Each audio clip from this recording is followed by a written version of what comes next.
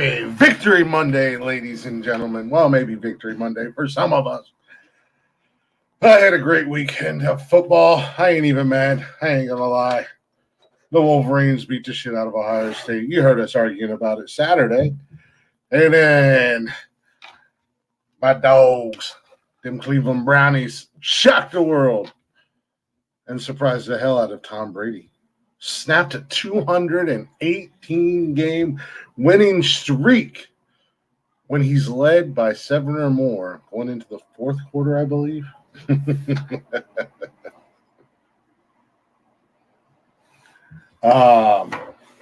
So I'm enjoying my Monday. Hopefully you guys are enjoying your Mondays. Hopefully y'all had a good weekend. If not, I'm sorry. Maybe this will make you in a better mood. I lost my train of thought. Words are hard.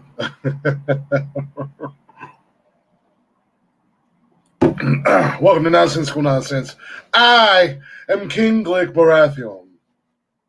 Hello, peasants. If you hung out for Saturday's Nerd Fest, then you would know what that is from. But 5.5 hours, 3 of which, 2 guys that if you didn't, you were swear they were virgins and still lived in their mom's basement, talked about Game of Thrones. But I wasn't mad at them because they were comparing me to a lot of badasses from that show. And I know they weren't just fucking saying shit just to say shit because I didn't know anything because I kept looking these characters up. And we all settled on Robert Baratheon or whatever is exactly who I am. I don't know. Whatever. Guy's a badass.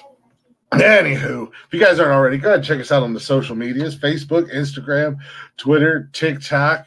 You can join us live every Monday, Wednesday, and Saturday right here on YouTube and Twitch at 6 p.m. You can hang out in the chatter's box. You can shoot the shit with us. All that fun jazz. Hell, you never know. We might even bring you up on the show. We have a tendency to do that. You can also, if you can't join us live, you can listen to us on Spotify or basically anywhere and everywhere you listen to podcasts at. All at Nonsensical Nonsense Podcast. So go give us a follow, give us a like. Make sure you give us a listen. And if you like what you hear, tell your friends about us. Stop being greedy. Feed to the needy. Other people's need us in their lives. Don't be stingy. There's plenty of us to go around.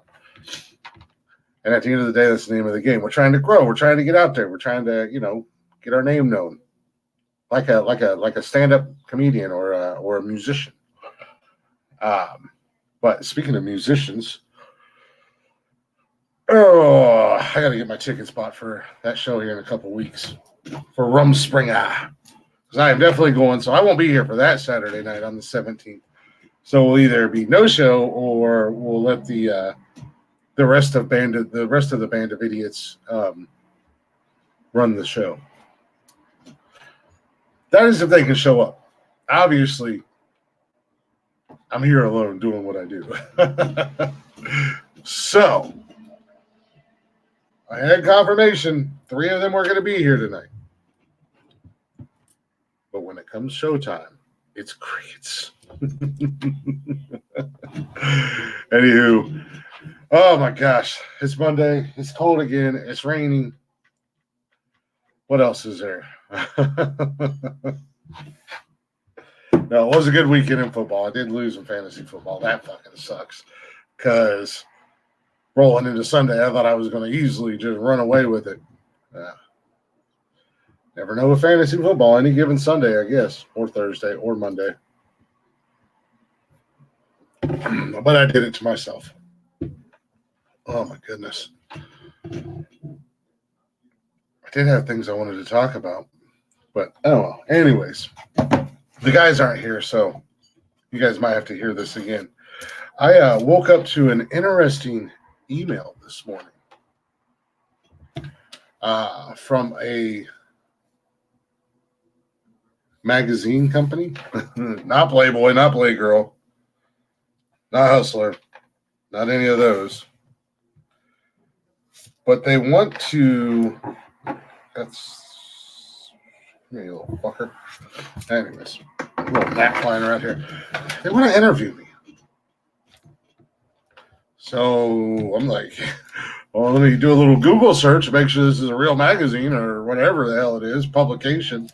And I shot him an email back, and I'm like, hell yeah, kind of shocked, a little unexpected, didn't see this coming, but pretty fucking cool. So yeah, absolutely. I'm down now. Just got to wait to hear back now, which is the waiting game is so much fun. At the end of the day, like I'm waiting to hear back from my townhouse now. Hey, what's going on, Amanda? I did get an email from them this morning as well that said, obviously the holidays were this week, so the application process got delayed, but they did send it over to the GM for approval. So, fingers crossed. Maybe by the end of the week.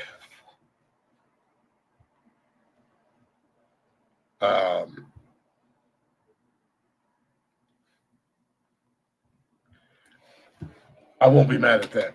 Hopefully I'll get good news by the end of the week. Then I can start the packing process. I hate moving. But packing and unpacking are the worst. Because you don't realize how much shit you actually accumulate. Thank you. And you don't actually know how much shit that you accumulate until you have to pack it. So I will be definitely downsizing some stuff, I think. I think I'm going to finally get rid of some of the clothes in my closet. I may get rid of some other shit that I've been hanging on to for no fucking reason other than just to hang on to it. So I know the kids are. That's for damn sure. Especially my 2 girls. They got so much unnecessary crap. So many unnecessary clothes. Don't make no sense. Ladies, why are you guys like that? I can't say much because I've got a closet full of clothes. I have more shirts than any one man should ever have. I got 3 pairs of jeans, maybe 4 pairs of jeans. Yeah, like 3 or 4 pairs of jeans. And I probably have 200 fucking shirts in this closet beside me. Hoodies and long sleeve shirts and t-shirts and jerseys and just like, I don't know, as I'm packing, I'm going to get rid of some of this stuff because there's some things I haven't worn in there and in years. There's other things that I'm not going to wear again. Try to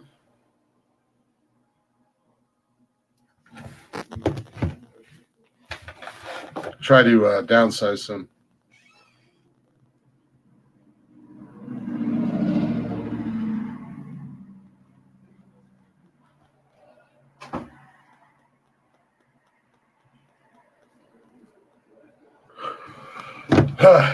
Even though I'm upsizing.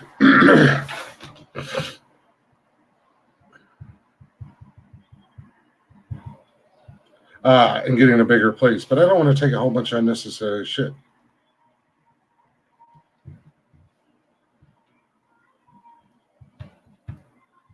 But looks like Mike's going to be joining us. He's just running a little bit late, so you guys just got to deal with my rambling for a few more minutes, hopefully. No, but that's the joys of moving. Oh, and then I get to find somebody to help me move, or some buddies. I think I'm going to try to get a couple bodies to help me move because, in all honesty, if I got like 2 buddies to help me move, maybe 3, we could rock this bitch out in like an hour and a half, if that.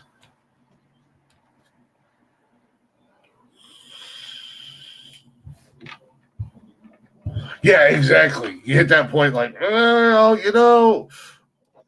and then you start weighing you start doing the I don't need it, but or I don't want it, but I really like this shirt or whatever it is. No, I'm keeping my pink tutu and my Finkel jersey. Are you crazy? Are you crazy? I am going to buy me a Ray Finkel jersey as soon as the holidays get past. I've already got it saved. I've got a Ray Finkel jersey. I've got a Jonathan Moxon jersey, Billy Bob jersey. I've got those all saved. And I've got Willie Beeman as well. So that'll be cool to have a Ray Finkel jersey. And Bobby Boucher. They're kind of just, I have them saved.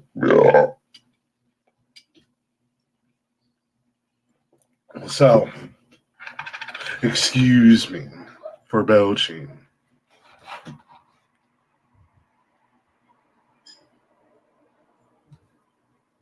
What's that? Because they could use a hint. They have so much unnecessary stuff. It's insane. It might not seem like it might just be the fact that their bedroom right now is really small, and there's 2 of them in there. And once they get, if we get this townhouse and they get into that bedroom, there's gonna be like 3 times the size of what they have.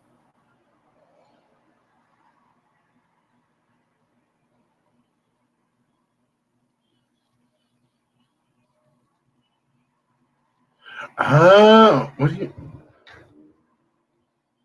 you mean? Like instead of putting the hook up over the bar like this, you put it over the bar like that?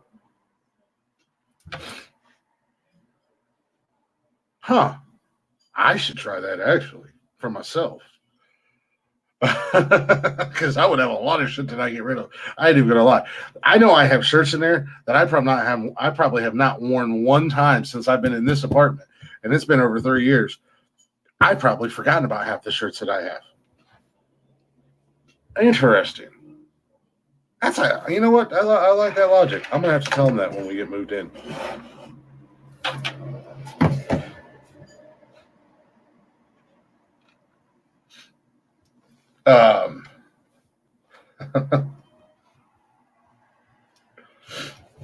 But yeah, no. It'll be so nice to have a bigger place though. That's why I'm really, really hoping that it happens. I said it on the show before. So, in the master bedroom, there's a monster walk-in closet, and I know I'm not going to use the whole entire space. So I'm actually thinking about putting the pocket, my desk and stuff, in my closet. I'm just doing the podcast in the closet. Yes, I know. And it's going to be an ongoing joke on the show because you know Jeff and Tony aren't going to ever let it live down that I'm in the closet. But it's a big ass closet and I'm one person, so why not? And I have more free space in my bedroom for I actually don't even know why I need more free space in my bedroom, but I would have it. Maybe I'll go buy a recliner and put a recliner in my bedroom or something. I don't know. What up, mate? I bet that's a hell of a business. Helping people declutter. I bet that is a hell of a business. Because I know a lot of people.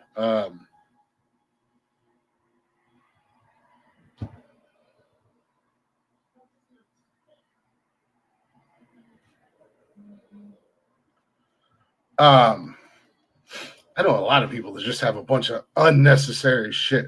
What up, about the rubber? What's going on, house? No co-host. Smoke said he was going to be here tonight. Tony said he was going to be here tonight. I know Jeff's not going to be here. Actually, prayers and if you guys are the praying type or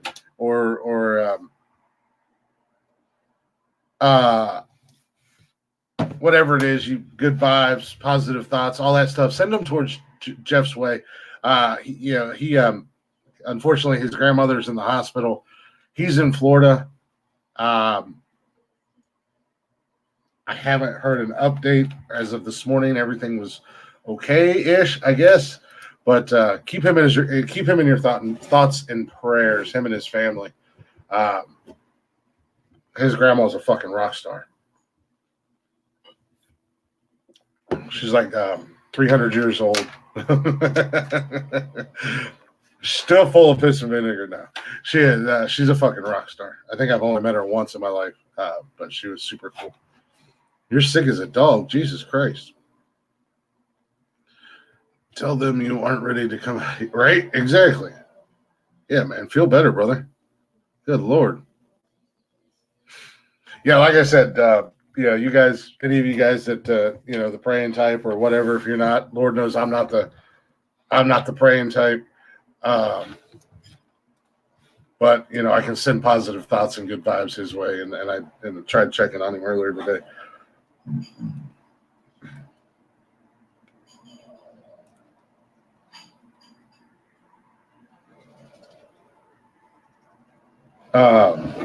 And he said, as of right now, everything was going pretty good.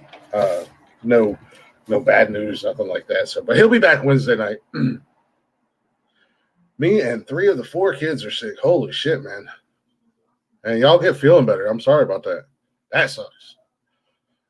As you can hear, I don't know what I got going on. I'm fighting something. I don't feel sick. I feel fine. My nose is all jacked up. I've got a cough. And my voice goes in and out. Of course, doing a podcast and talking for 3 hours at a clip, and then going and fucking around on TikTok for a few hours afterwards, that don't help matters none either as far as your voice goes. So.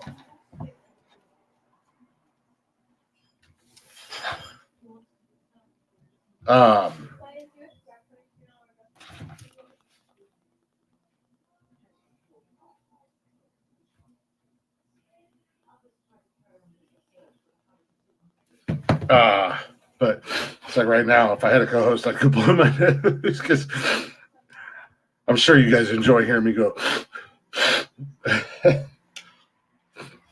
Uh-oh. Find your love in New City. Find you love. 69XXX.life. What if I don't want love? Had a bot. I love that I figured out this block feature.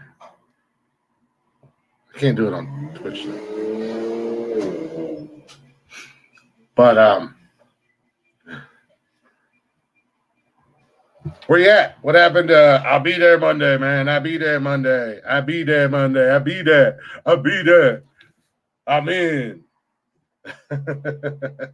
Might check my ass.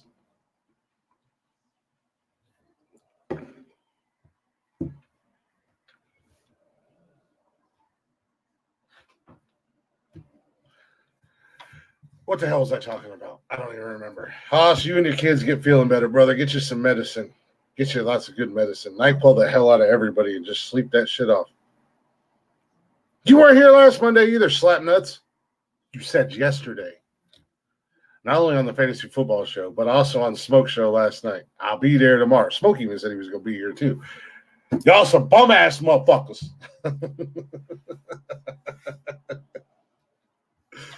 Don't worry, I got lots to talk about. I mean, at least I could celebrate. I could celebrate my team's winning this weekend. The Browns winning and breaking a Tom Brady record, and Myles Garrett getting sacked number 2 and 3 like he called on Tom Brady, and just and not have to worry about you ruining my good mood. I think you did, man. I really do think you did. It's not that big a deal. If you're at work, I'm just going to, I'm going to give you shit regardless. But I think you did. And I think you said Saturday night too, you'd be here Monday, but it's not that big a deal, man. I'm handling business. I'm King Glick Baratheon. I'm the champ. I do what I can, man. I got to carry the whole squad. You just missed my big news. You just missed the news. That's all.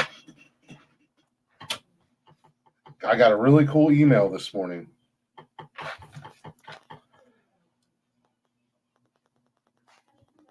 And it might benefit our show tremendously. And then there's this guy. He's on assignment.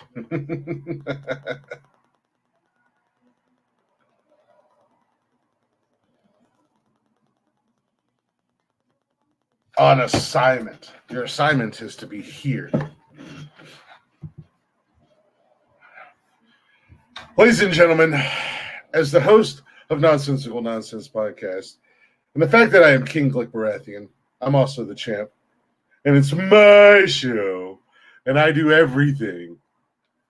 I'm now formally announcing the hiring of new co-host. Because my other co-hosts like to be held down by the man. Break the chains, smoke. Demand freedom. Break the chains of oppression. You can't hold me back.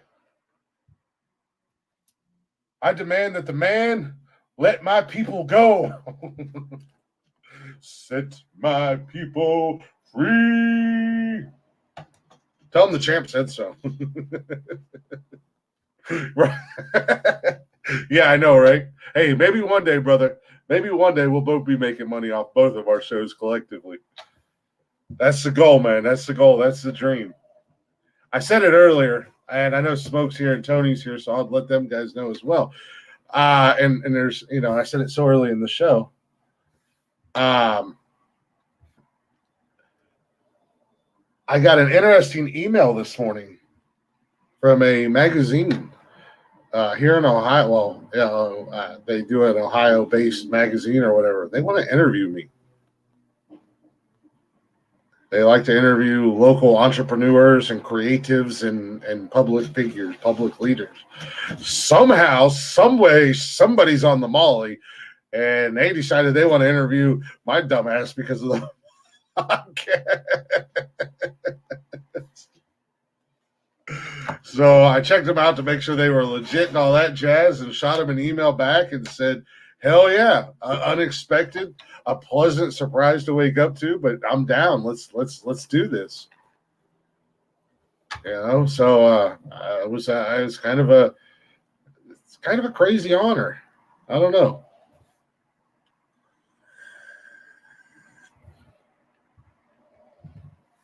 They read. Smoke, thank you for being a real friend, and thank you for the encouragement and the supportive words. Amanda and Tony, fuck you. Fucking Amanda, get it, Glick, a new genre for you to talk shit on. You're not wrong. They ran out of options. Fuck you, Tony. I'm just solidifying myself as the GOAT, as the true GOAT, as the real champ. I'm going to do an interview with a beer in my hand and my belt on my shoulder, too.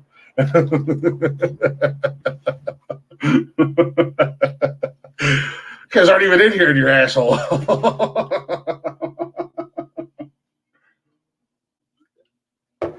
No, I just thought that was really cool. I mean, that was a hell of a way to start your Monday. I woke up to that first thing this morning, and I'm like, what the hell is this? So hopefully I'll hear back from them soon, and we can. They said they wanted to schedule something this week or next week, so hopefully we can get something scheduled, and that'll be interesting. Yes, I know. I'm well aware of that. Belts and beers. That's the way. You're damn right. Rolling that bitch in my Miles Garrett. I guess to do it over Zoom or something like that, because they're not. Apparently, they're still under COVID restrictions or whatever. So I roll up on that fucking Zoom. Miles Garrett jersey, championship belt around my shoulder, beer in one hand, talking shit. Belts and beers, buddy. Oh, I'm sorry. Excuse me. Somebody, Tony D, this is your fault, by the way. Somebody felt the need to comment, not in here, but on one of my TikTok videos about me belching on the podcast and how rude I am and how I have no manners and blah, blah, blah. And I'm like, what are you talking about on your podcast? And I'm like, thanks for watching the show, but you could have said it in the comments when you were watching it. A Zoom. I don't know how they're going to do it at the end of the day, really. Phone calls, Zoom, whatever. I don't know. Whatever works best for them, I guess, at the end of the day.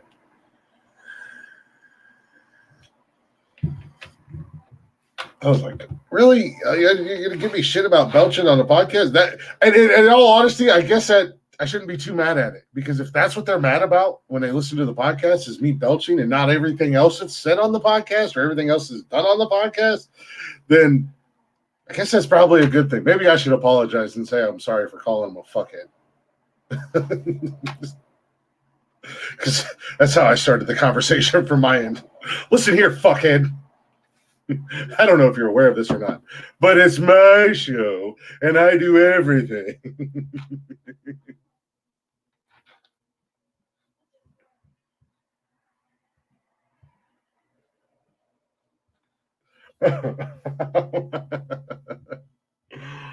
This show has right, exactly, Smoke. Because you fucking do it all the time, you motherfucker. Because when I wasn't doing it, your motherfucking ass yelled at me, Tony D. Well, you're not even here, and we're still arguing with each other. How long have you and Tony been married? I don't know. Like a year, but it feels like 100 years.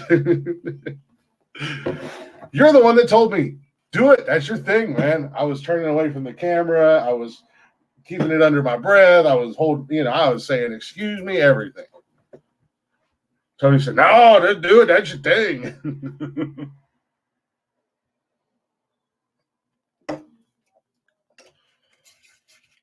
Yeah, I guess I could have handled that situation a little bit better, but you know what? the bromance is strong.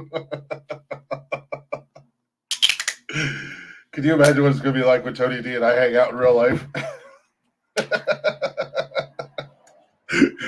Both of us holding our belts up in the air, yelling at each other about something, shaking them.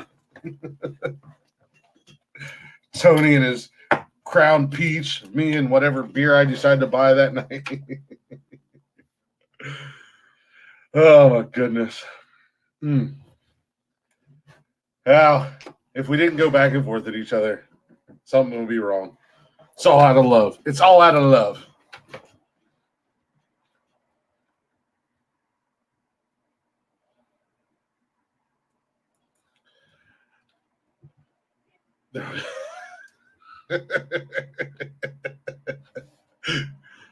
Maybe that was a very good Lord of the Star Wars, Star Trek, whatever reference that was. I don't know. Disturbance in the Force. Maybe it was a Game of Thrones reference. Call the police. Whoop whoop! That's the sound of the police. What the hell? Did Blacktop Mojo put a? Oh my god! I got to get that downloaded. I just got a notification that apparently Blacktop Mojo did an acoustic cover of Dream On.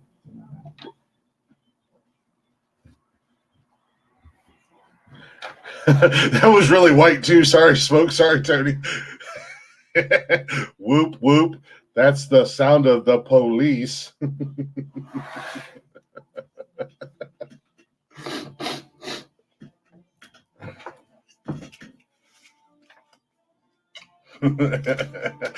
King Glick Baratheon, address me properly, peasant.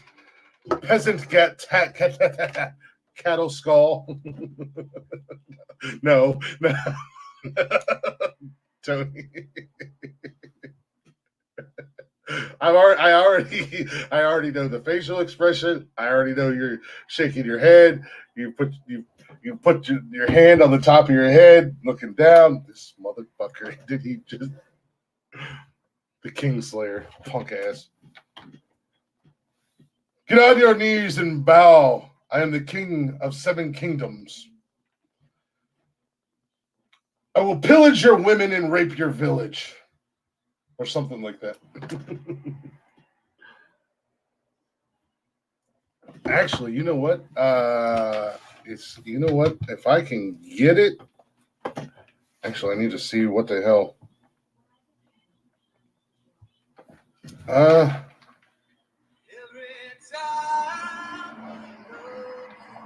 It's only a short, it looks like. If I can get it, I will play it. But it looks like it's just a short. Oh, you guys got to do a full version of that damn song. Screw it, I'll do it right now. It's just a short. I'll just do it off my phone. Every time I look in the mirror, all these lines on my face are getting clearer. The past is gone,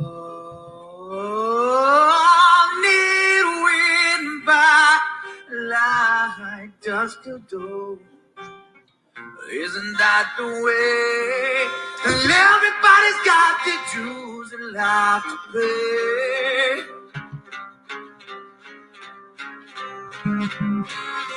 I know nobody knows where it comes and where it goes. I know it's everybody's sin. You got to lose to know how to make.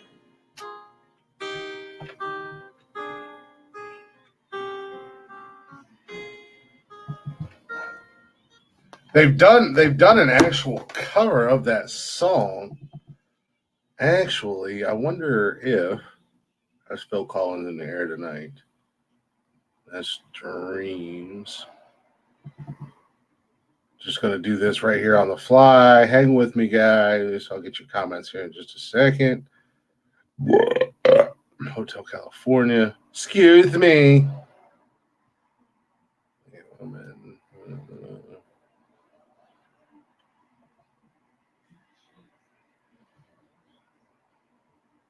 Well, you know what? That's kind of actually really surprising. I don't have that song uploaded on here. Okay. Anywho, I'll have to get it uploaded. Because they did an actual cover of it years ago. Impressive. It resolved my Twitch issues. Oh, thank you. Dream On by Aerosmith. Maybe I'll try to get it during the first break, and I can play it. Because I think I'm going to start taking breaks on Mondays because we typically go 3 hours on Mondays because Jody can't work under these conditions. I'm sorry, Tony. Whoop, whoop. That's the sound of the police. I didn't know you had Twitch issues. Yeah, Blacktop Mojo is amazing. What they can do, well, their songs are awesome.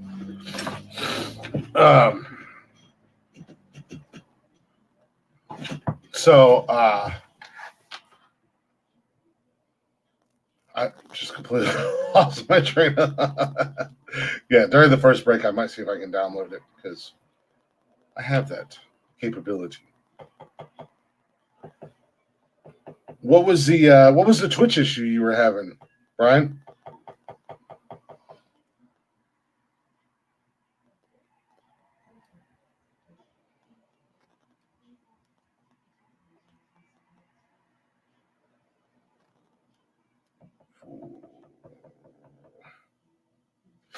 Anyhow. Right? I was just trying to respond back to you. What's going on, Miss Officer? What's up with you? Oh, goodness. I completely lost my train of thought.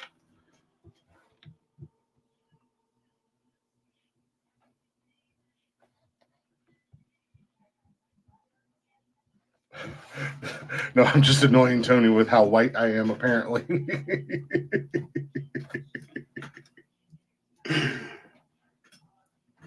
He's had to leave halfway through his shift at work because of my whiteness, apparently.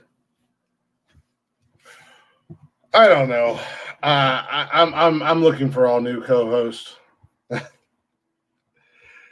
Tony's at work. Smoke is on assignment, according to him. Jeff's actually in Florida. His grandmother's in the hospital, and supposedly not doing very well. Even though today when I checked on him, he said everything was good. I don't know what that means. And then Mike is supposed to be rolling up in here anytime now. I thought. I could be wrong.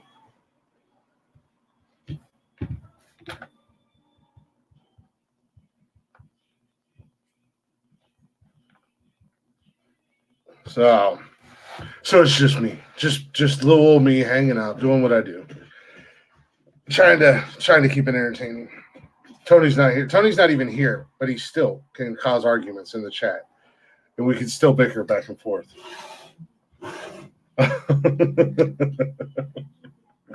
Apparently, that's our new thing.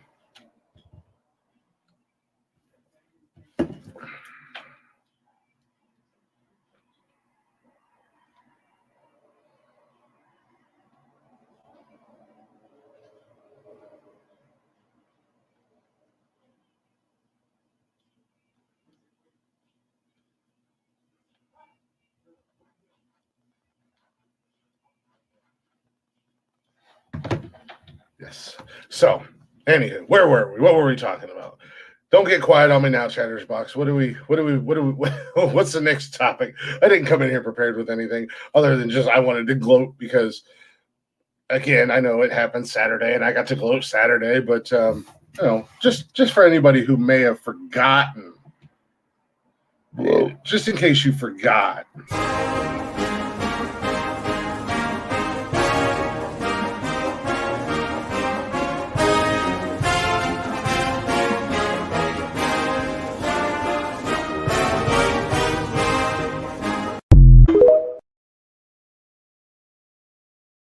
Yes, the 45-23 absolute beatdown of Ohio State. And being a guy who lives in Ohio. And hey, Buckeye fans, though, by the way, where the hell y'all at? Because y'all had a lot to fucking say all last week, and including on Friday and Saturday morning. Y'all had a lot to fucking say, but then you got real fucking quiet, and you stayed quiet. Where you at? Where you bitches at? Motherfuckers ain't responding to messages, ain't responding to text, ain't responding to being tagged on social media. They ain't even responding to their own damn social media posts. Where you pussies at?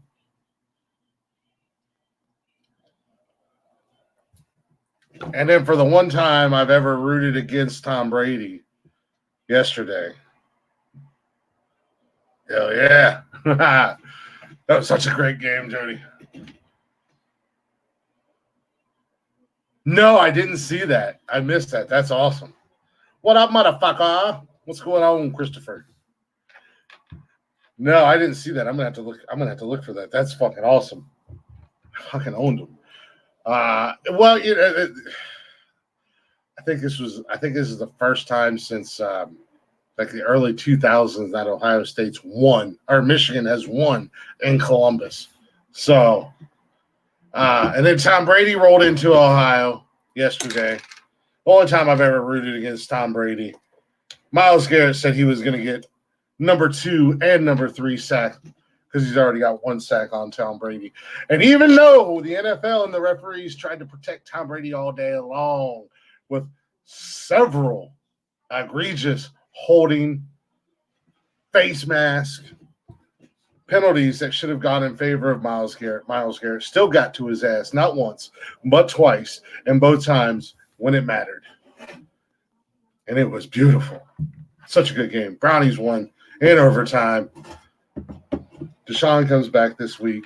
Personally, I think they should keep running with Jacoby Brissett, but you got a $240 million quarterback that's finally off suspension, so I understand he has to play.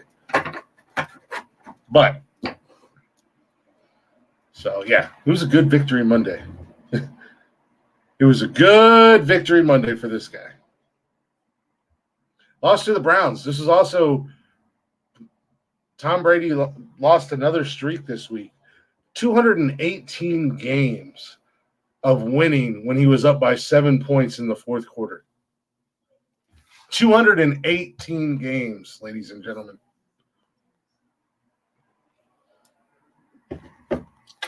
Now, granted, I know the man's been in the league for 20-some years, but he's also thrown for like 100,300 and some odd yards or something like that, but it was the equivalent of 57 miles, the yards that Tom Brady has passed for in his career. It's insane. I don't know. I don't even realize I'm doing it. It's a nervous twitch. Like right now, if you guys can see my legs, because you said that about me brushing my beard, I just realized that my legs are going 100 miles an hour underneath my desk, and everything is shaking. So it's like a nervous twitch. You have to excuse me. Good Lord.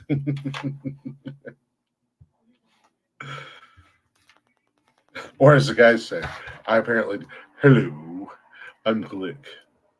Do you know I host a podcast?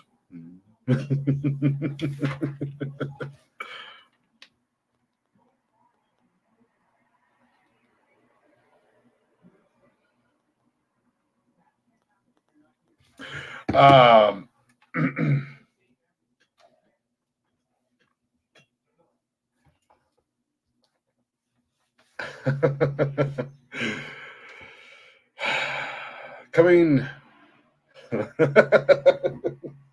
got lots of new decorations, decor, if you will, on my desk. I'm hoping this week I'm gonna go buy me a case of water. Not because I'm gonna drink it. I'm just gonna put it on my desk so that it sits in front of my camera. From Saturday night's fucking Nerd Fest, I'm buying King Robert Baratheon from Game of Thrones. I'm buying his crown, and I'm gonna start wearing that on the show. I don't even fucking watch Game of Thrones, and I know way more about that show than I ever wanted to know. Thought you was yes, Thirst Trap Chris, Thirst Trap Glick. Is that what you called me? Now this is like back in the old Periscope days, because right, Chris? I know. And that's. I'll have you know I've been live twice since then, and I wasn't thirst trapping, Missy. Actually, I had some very good conversations Saturday night. Really good conversations. I think I was on. Yeah, Saturday night I was on there. No thirst trapping to be found. I know. I'm kind of relying on you guys to keep the conversations going. I mean, if you guys are watching, don't be afraid. Chime in. I'm chatting with you guys tonight. This is the Chatters Box special. This is where I get to chat with the Chatters Box. And if you're listening to this on Spotify, it's probably incredibly boring because it sounds like I'm having a one-sided conversation. But there are really people here that I'm talking to. Now, granted, I was only on TikTok for maybe an hour, maybe 2 hours at most on Saturday night. And then I went back to playing Modern Warfare. I know you. Yeah, you've seen the one where I was. You've seen the one where I was acting up and acting a fool, and I 100% admitted to it. I've been on there twice since then, and I was not acting a fool and had some pretty good conversations, ranging from a little bit of everything.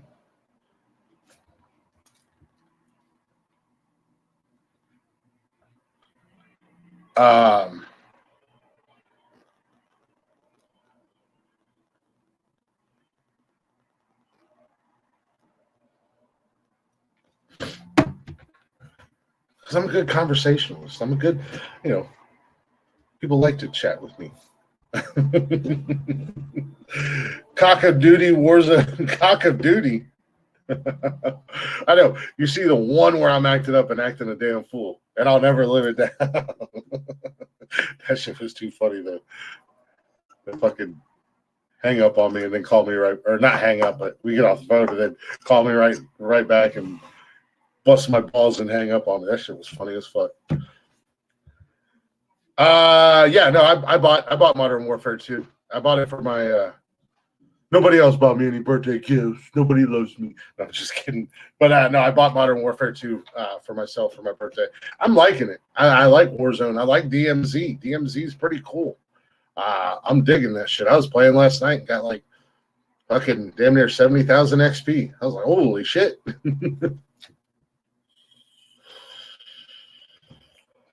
I was having a ball playing that's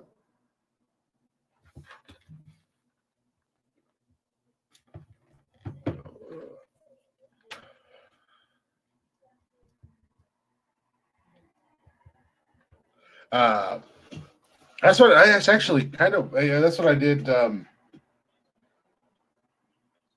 the Friday night. Yeah, I played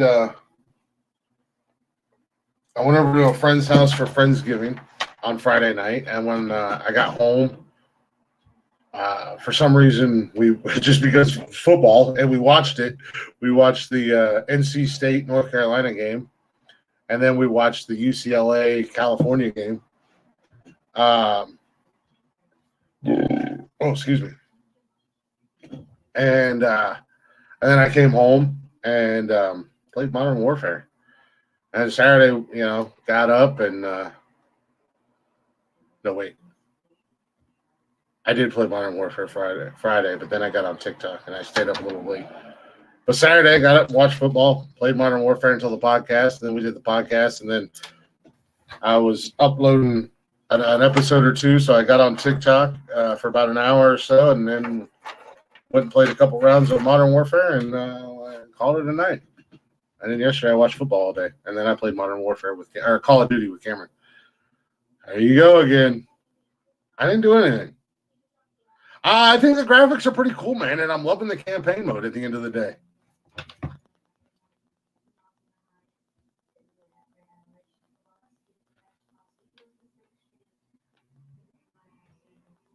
I'm loving the campaign mode, man. The story so far is really cool.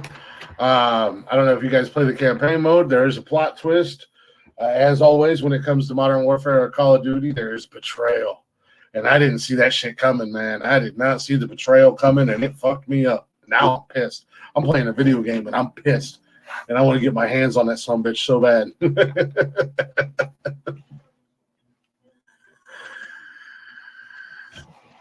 So...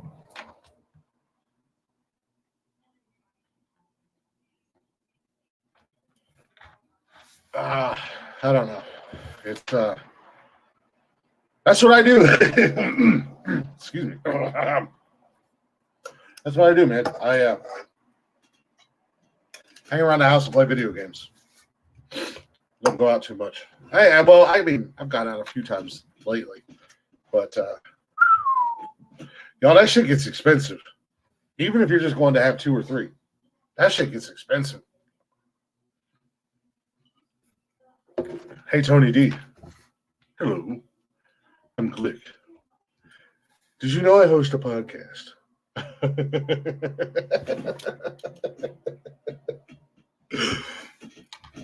Jesus. This motherfucker comes into my TikTok live. I'm not even doing anything. Literally having a legit conversation. This motherfucker goes, Jesus Christ. Like, what? Not drunk. Yeah, ish. Just having a conversation. Tony D comes in. Sit your ass down somewhere.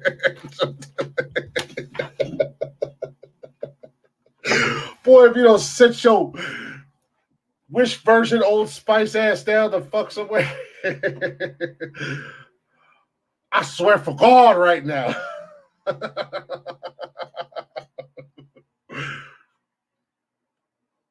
Look at my co-host. Now look at me. Now look at my co-host. Now look at me. I'm Glick. Now I'm self-conscious about brushing my beard. Jody came in here and called me out on it, and it was just a nervous twitch, like my legs bouncing. Y'all making me self-conscious as fuck. Is it time for break yet? Has it been an hour yet? This is the longest hour of my life. I'm just gonna start going live and just being one of those guys who just goes.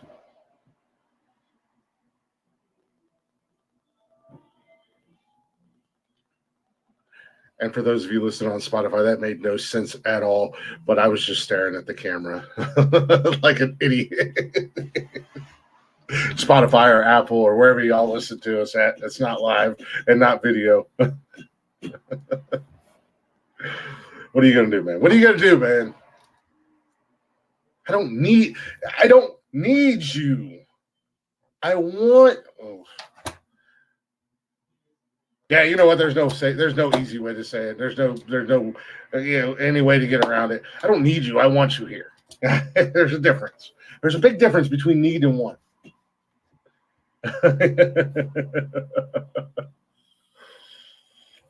I want you, Tony D, because I'm Click, and I host a podcast. I'm also the champ, in case you didn't know.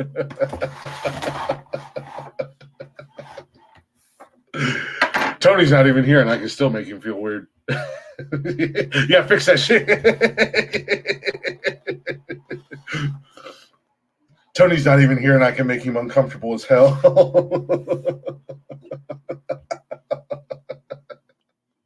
I need you, Tony D.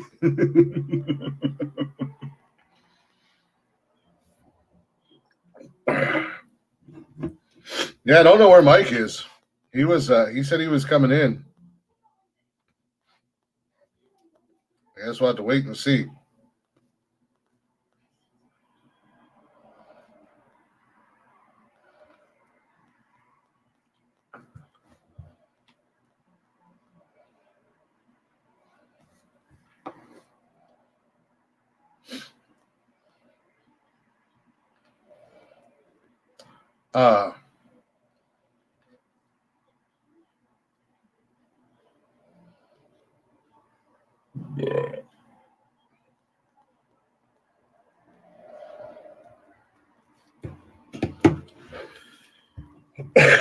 Yeah, he did.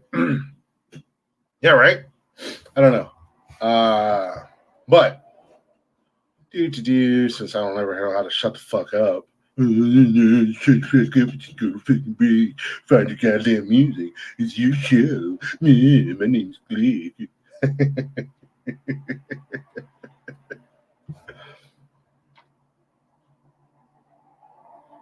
He has so many damn videos on here. Here you go, Tony D. Just for you.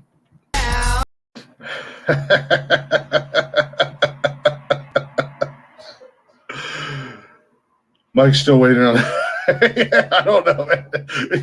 He's got to get them gerbils. Got to get them gerbils running faster. Oh, my goodness. Let's see. We are going to get ready and take a break here in a couple minutes. So, let's do some Blacktop Mojo. We've been doing a lot of their covers lately. I love their covers.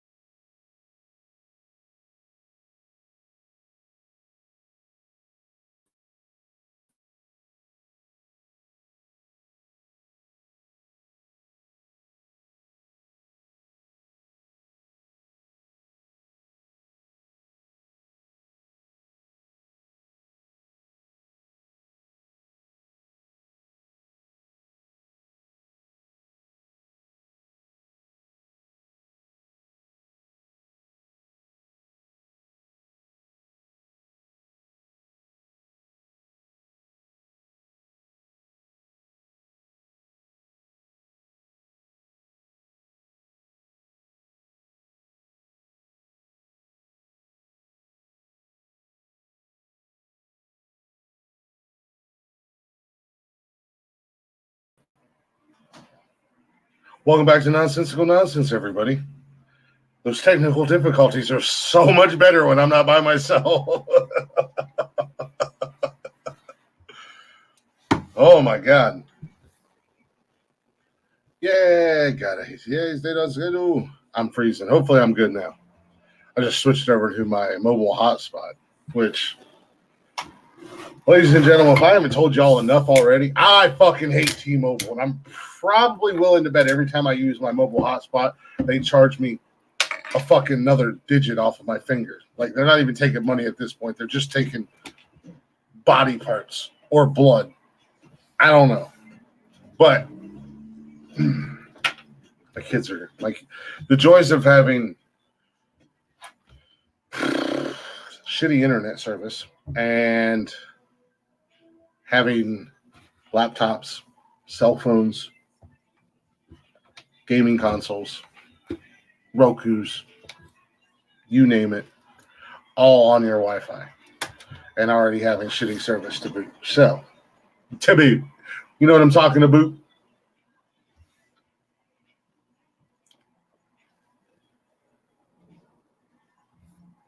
So, but let's go ahead, take ourselves a little break. Maybe Mike will be here when we get back. Maybe it'll just be me. I had music picked out, but then, of course, everything had to refresh. So, anywho, here we go. Take a little break. Got a little Blacktop Mojo for you guys. Go ahead and check them out on all the social medias. Facebook. Why am I doing that? All the social medias, everywhere you stream music, all at Blacktop Mojo. Go show them some love.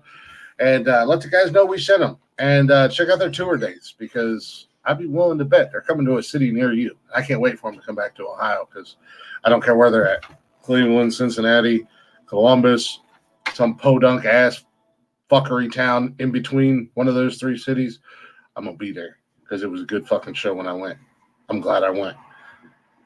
But enjoy a little Blacktop Mojo, if you will. I like this song. Next. Finger on the trigger of my 45. Wanting posters out there, dead or alive.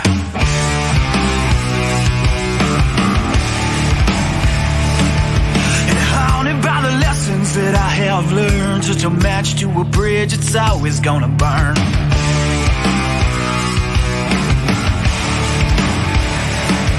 And I'm lost even when I'm staring at the map. My only wish now is I could take it all back.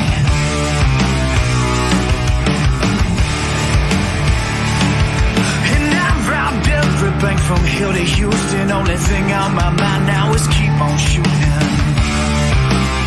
Yeah, just keep on shooting. And shotgun blast ring out through the air.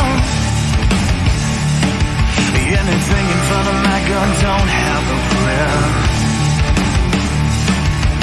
And bullets spread out into the sky. I'm immortal now, baby, legends never die. You got me caught now, yeah, you think you won. But probably you're just the next bullet in my gun. Wow, probably you're just the next bullet in my gun.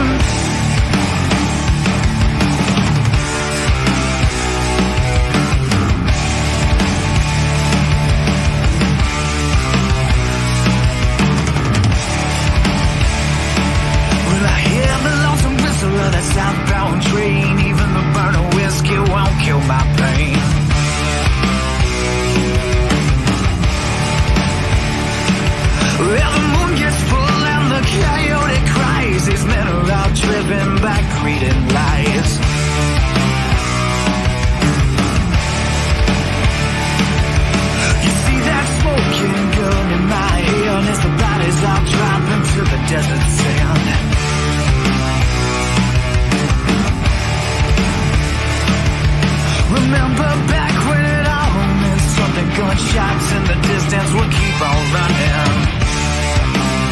Yeah, I just keep on running. Shotgun blasts ring out through the air. Anything in front of my gun don't have a prayer. And bullets spread out into the sky. I'm immortal now, baby, legends never die.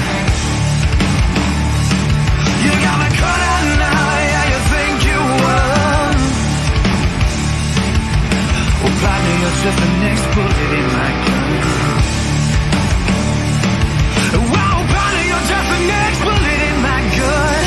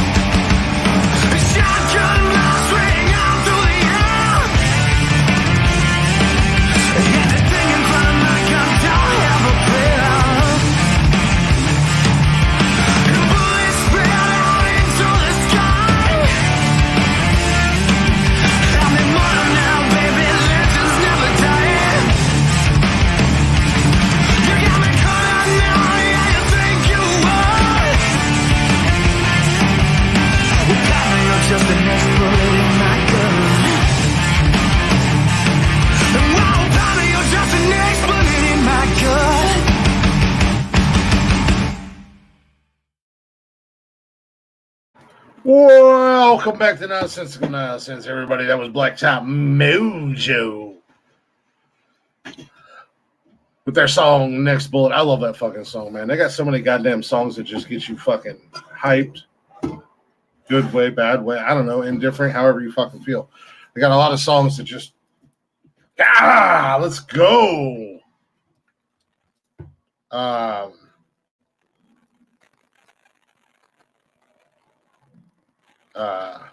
You know, I don't know. I lost my fucking words are hard. Oh my god. Anywho, welcome back to Nonsensical Nonsense, guys. You know who I am. Some people call me Glick. Some people call me the champ. And some people call me King Glick Baratheon. And others, they just call me Maurice. And if you don't get that reference, then you're too young to be watching this podcast. Nice. Happy birthday to your pops, Chris. That's awesome. Anywho, if you guys are not already, go ahead and check out the social media, Facebook, Instagram, Twitter, TikTok. You can also join us live every Monday, Wednesday, and Saturday at 6 p.m. on YouTube and Twitch. And if you can't join us live and hang out in the chatters box with us and shoot your shit with us, that's okay. We got you covered. You can listen to us on Spotify and basically everywhere you listen to podcasts at, all at Nonsensical Nonsense. Go give us a follow, give us a like, hit the subscribe button, hit them notifications so you know when we're doing what we do. And if you'd be so kind, go ahead and hit that share as well. Let other people know about us. Help us grow. That's the name of the game. That's what we're doing. We're trying to grow. We're trying to get, we're trying to get famous at the end of the day. I mean, some of y'all might want to be like, I knew these guys back when Glick was doing the show by himself and his co-hosts were just in the chatters box and not actually on the show with him. Still contributing, nonetheless. Listen here, you son bitch. Listen here, you son bitch.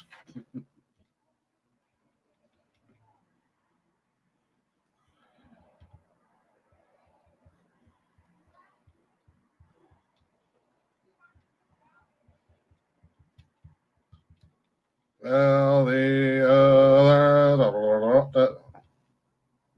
trying to finish this message as I was trying.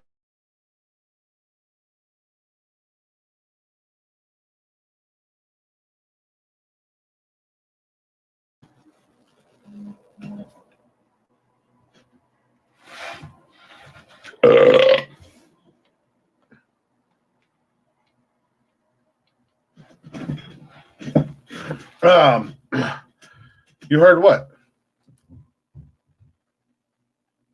What did you hear? It's me saying I was finishing a message, or me burping, or me saying qualifications. A friend of mine sent me a meme, and it shows a picture of Ratatouille and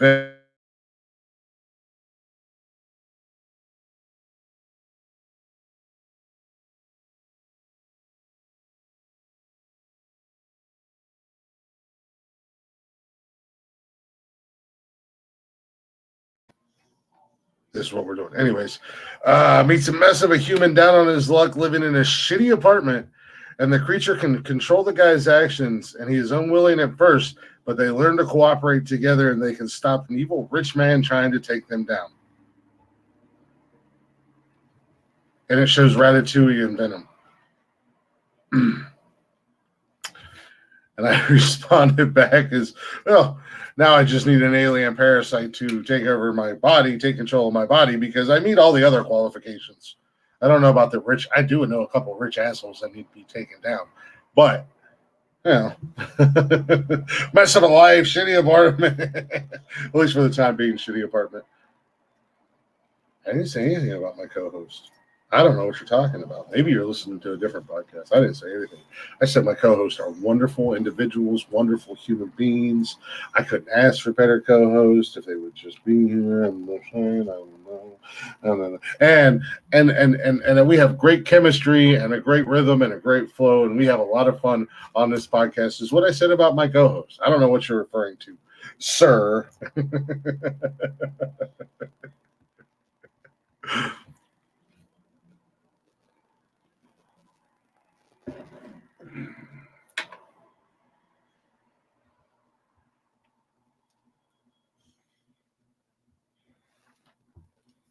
I'm just saying. I'm just saying.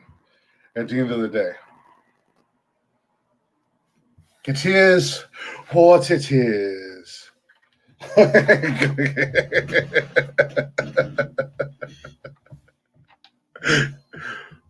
Tony, were your feelings hurt? Were your feelings hurt by what I said about the co-host? Are you suffering? Good damn. Well, that kind of hit a. That didn't work out as well as planned.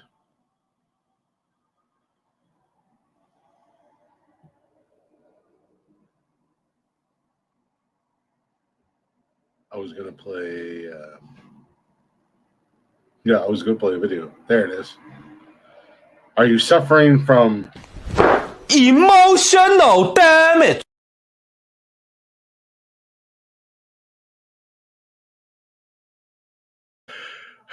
I failed. I failed yet again. I have failed.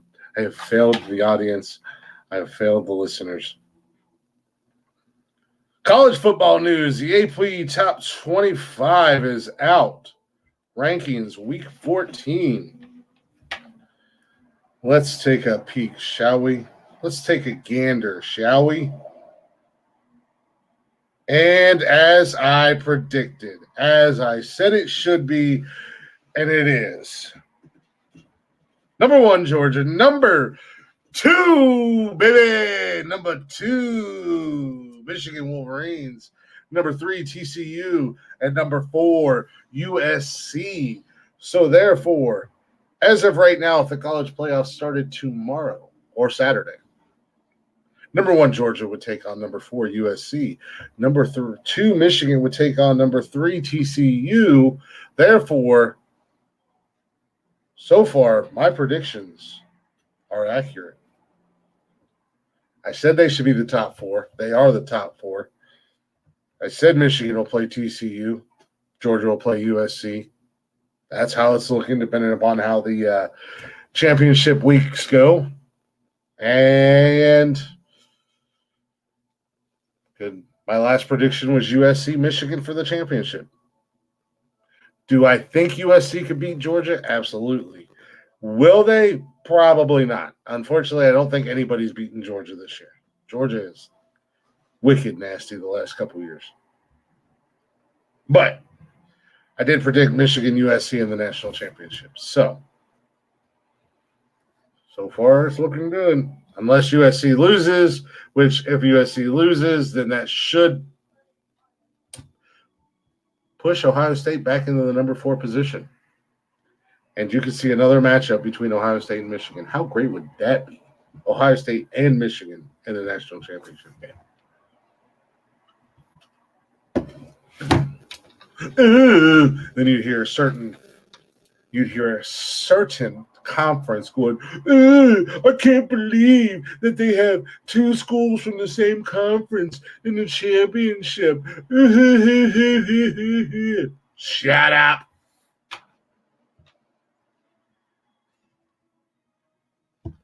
SEC, we know what it means. Suck everyone's cock.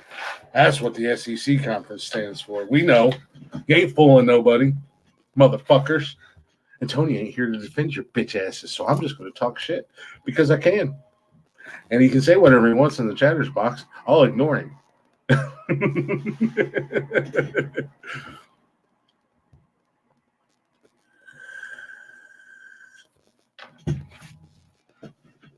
Because it's my show, and I do everything.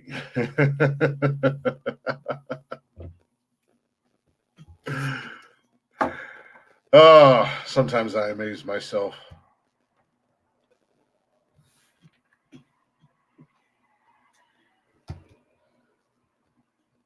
Ain't nobody in my guys in the Big Ten ain't taking shit.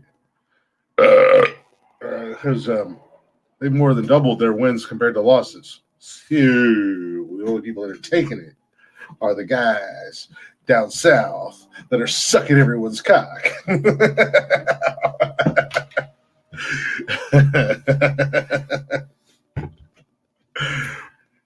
I wonder if somebody wears them shoes on this podcast.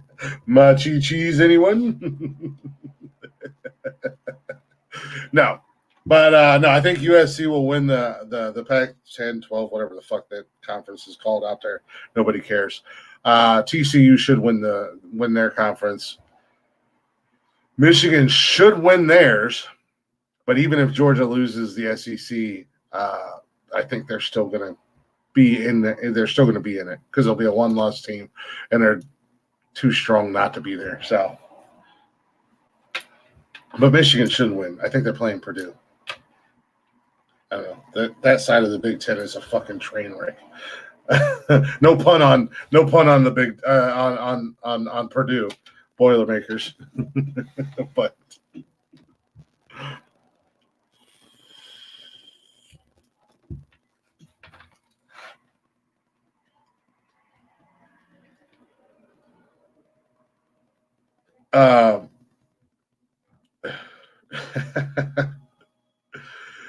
Still my biggest cheerleader. I ain't even mad at you. Fortunate to have that person in my life. But what the hell was I even talking about? Oh yeah, the Big Ten, the SEC, the Pac-12, the college football playoffs. Should be an interesting one, man. Yeah, we can talk a little football. I'll talk a little football by myself. Should be a little bit of an interesting, playoffs this year because, USC kind of came out of nowhere. They had high expectations, but I didn't think a lot of people expected them to live up to them. TCU, where the fuck did they come from? Holy crap. They're running rampant on people. I don't think anybody expected Alabama not to be there. Nobody expected them to have 2 losses. Obviously, Ohio State and Michigan were in the conversation as well. I love that Michigan has gotten stupid good the last few years. And the Big Ten is finally back in order with Ohio State and Michigan being on the top. But I'm waiting for the day that they decide to restructure the Big Ten and put Michigan in the East and Ohio State in the West, or vice versa, because at that point in time,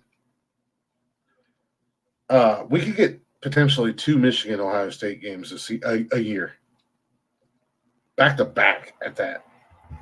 It's probably why they're not going to break them up like that, because with both programs being good,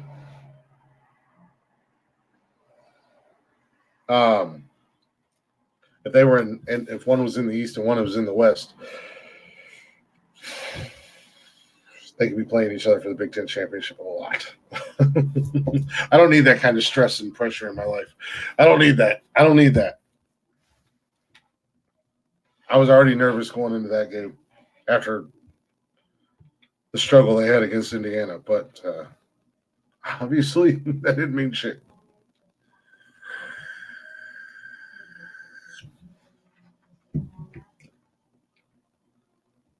So just kind of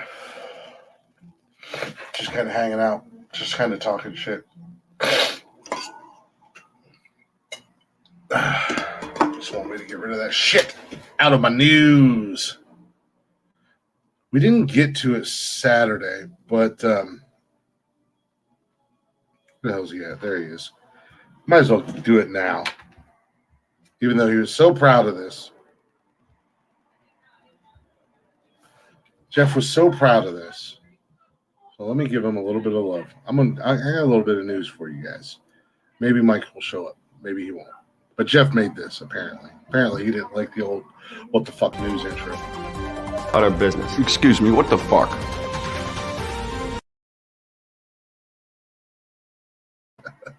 Could have been a little bit longer, Jeffrey, but I like that. So Jeff sent me this news article the other day.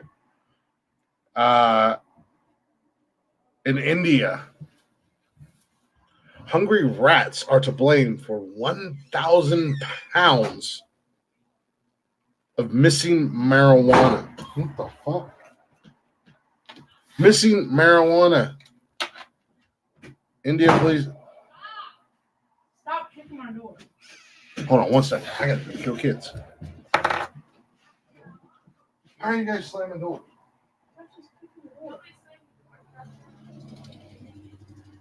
Stop. No, I don't care.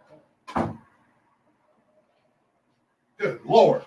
I have kids, they said. It'll be fun. Go ahead. Being a parent is awesome. Said nobody, ever. If they have kids. Jesus Christ, man. Let's slam doors and kick doors for no reason. That's what we're doing in my house. But police in Mathura City, sorry, India, if I butchered that. India, my bad. Make your names easier to say. About 100 miles south of New Delhi, said that rodents ate a sizable stockpile filled with enough of the drug to roll 1.3 million joints. The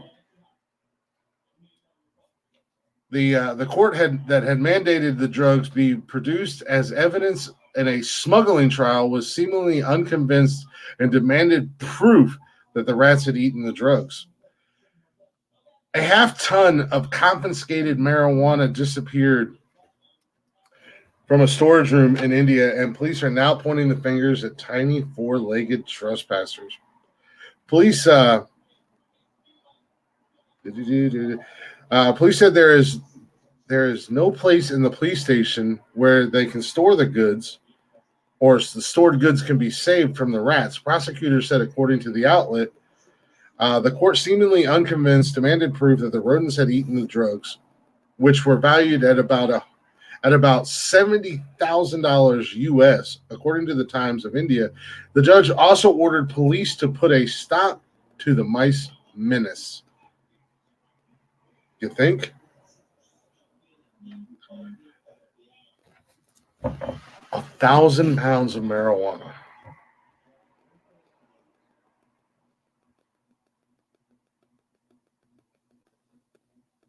I don't smoke weed. I don't dab. I don't do any of that. I have a lot of friends that do. Them mice ain't going to be hard to eradicate. They're not going to be hard to find.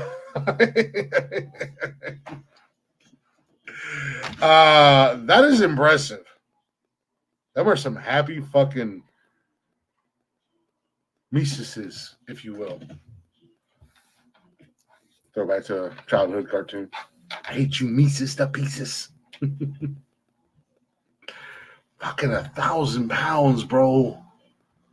God damn. And I mean, I know mice. I know mice. You know, former Orkin guy, Orkin man, whatever the hell you want to call it.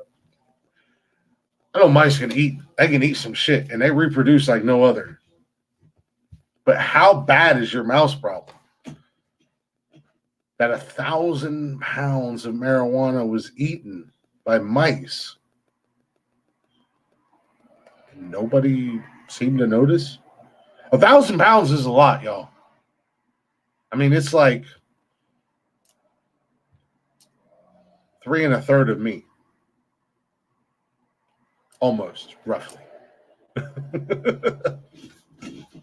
So, like 3 of me and a Jeff.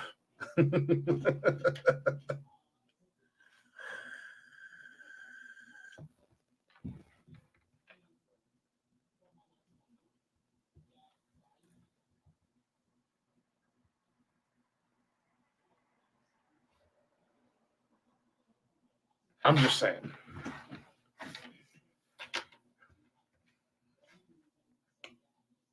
And I don't really know how it works in like with police or police stations or anything like that. I don't know. Somebody's usually there in the evidence locker. You know, somebody keeps inventory, keeps track of this shit. Now, I know you don't have room for it at your police department, but is somebody not going to the storage facility and just doing a random routine check? I mean, how much weed did you confiscate in this trafficking bullshit at the end of the day that nobody checked on and didn't notice 1,000 pounds? I mean, maybe if they had like 30,000 pounds of weed, you're not going to notice 1,000 pounds that go missing. But I mean, really, in all honesty, how much did you have in this trafficking bullshit? Inquiring minds want to know. We need more details. What's going on, India? What's going on?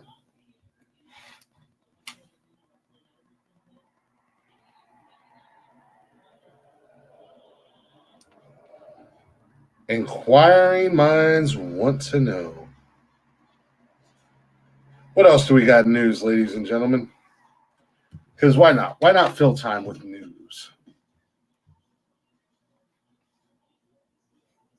I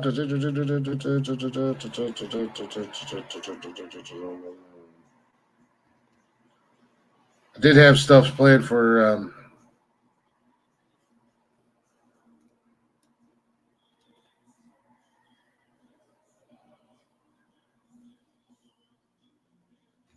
oh, here we go.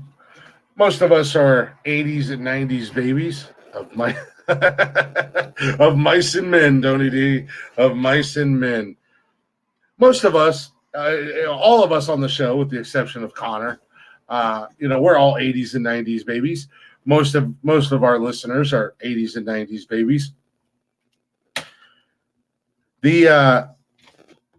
And Lord knows we love movies on this podcast because we talk a lot about movies on this podcast. But the famed Goonies house is for sale out in Oregon. Good news for fans of the Goonies. The old Victorian home featured in the film, words are hard. And the film is on sale in Oregon. Astoria, Oregon. Words are hard. The potential buyers are considering making it more accessible to the public. The potential, I think this is from the potential buyers. They said, we've had a few interesting parties right now. This is from the realtor. Said realtor Jordan Miller, the listing agent for the property. It seems to be everyone's intention is to be able to open the house up a little bit more and have access to it. The 1896, and this is a beautiful home. And if you're a guy like me, I love the old homes. I love the architecture. I love the, you know what, Tony, this is gonna be a freebie. I'm gonna give it to you. Hi, Cash. You forget I have a camera, so I can see what's going on behind me. Why are you alone? Huh? Because Tony's at work, Smoke's at work. Did you fire them all? Huh? I fired all of them. I said, you know what? I don't need you, and I don't want you. I can do this on my own. But I love the old architectural work from the 1800s, early 1900s, and I love the woodwork in it. Some of the most the floors are amazing. The designs in the staircases, the doorways, it's fucking beautiful. And unfortunately, with our Lincoln Log Lego stick figure houses today, that you literally throw up 30 houses in 30 days. You just don't get that kind of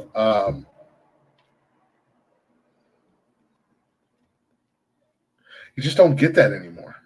You don't get that kind of design unless you build your home and you design each and every aspect of that home. You don't get that anymore, and that kind of sucks because these old houses were beautiful. Absolutely gorgeous. And that's just coming from a guy who's been around it basically my whole life. And it's what I do for, what I do. Wow, really? Okay, so this is what we're doing right now. AP. Anywho. The 1896 home with sweeping views of the Columbia River flowing into the Pacific Ocean has been listed at an asking price. And this is kind of surprising because I figured it'd be a lot more. $1.7 million on Zillow, where it's described as a fully loaded with history, nostalgia, and an iconic view or an iconic level of fame. Since the movies hit theaters in 1985, fans have flocked to the home in northwestern Oregon's historical port of Astoria. The city celebrates Goonies Day on June 7th, the film's release date, and welcomes thousands of people for the event. The current owner, Sandy Preston, was known to have been largely welcoming to visitors, but she lived in the house full time, and the constant crowds were a strain that prompted her at times to close it to foot traffic. After the film's 30th anniversary drew about 1,500 visitors a day. 1,500 people came to this house a day.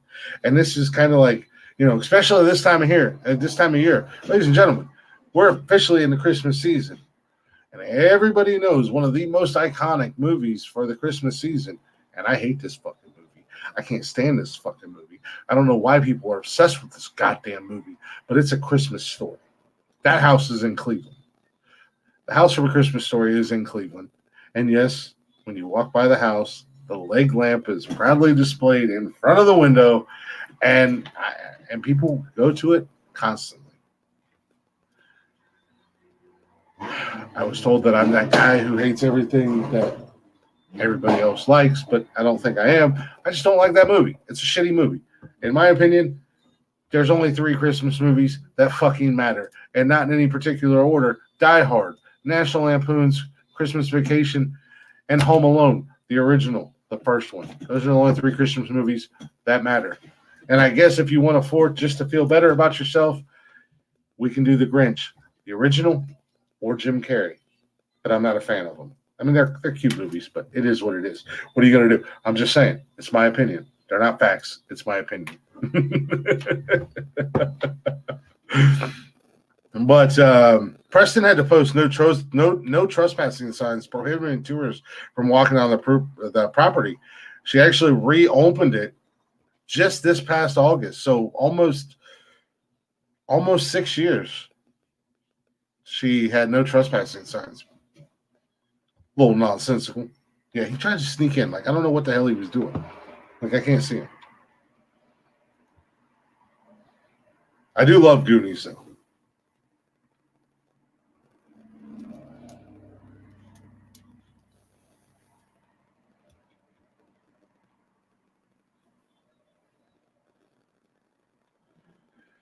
Oh, anywho.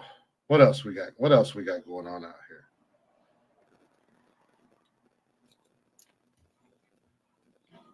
What else? I know. Birkenstocks. Y'all know what Birkenstocks are, right? The shoes. Well, see if I can find the story right quick here.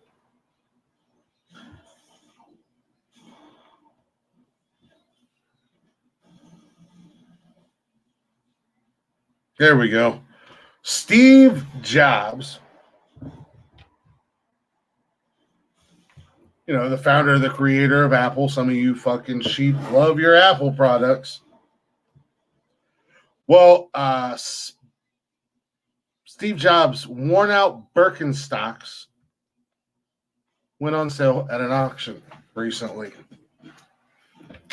And they sold for damn near $220,000 fucking dollars. The brown suede Birkenstock Arizonas were worn by Jobs in the 70s and 80s during many pivotal moments in Apple's history, according to the auction house.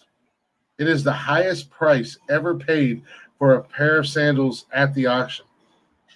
Julian's Auctions executive director Martin Nolan told NPR, and a record for footwear at the auction house. Some jackass paid $200 and almost $20,000 for a pair of damn near 50-year-old sandals. Now, I may be an idiot, but I didn't know Birkenstocks were that old. Christmas Story is a terrible fucking movie. I already said that. And I added Grinch as number 4, the original or the Jim Carrey.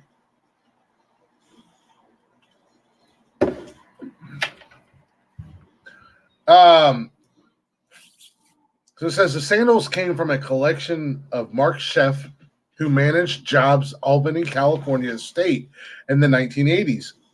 Other items associated with with Jobs have been sold at auctions in recent years, sometimes reaching hefty prices. An Apple I computer prototype from the mid-'70s fetched damn near $680,000.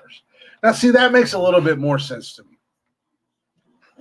I shit on Apple. Jeff shits on Apple. Not all of us are Apple products. Tony is a sheep. Tony is an Apple sheep. He loves his Apple products. I can understand a prototype of an Apple I computer going for almost $680,000. Why the fuck would somebody pay $220,000 for a pair of fucking worn out, ugly ass Jeebus sandals? Let's call a spade a spade. They look like Jesus sandals, those Birkenstocks. I've never been a big fan of Birkenstocks. I know a lot of people say they're comfortable as hell, but to each their own. Give me my Adidas slides or my flippy floppies, and I'm happy. I think the Birkenstocks are ugly and they don't look comfortable. That's just me. But $220,000, really?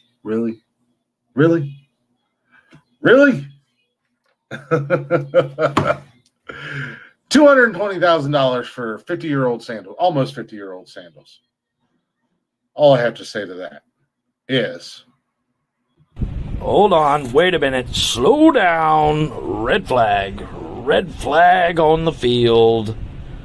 What did you just say?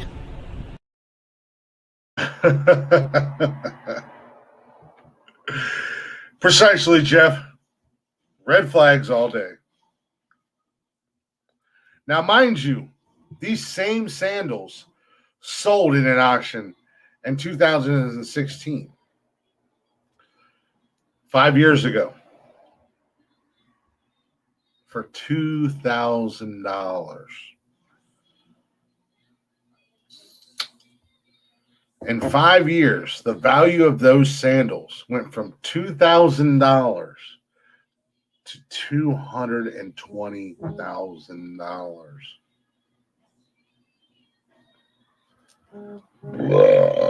What?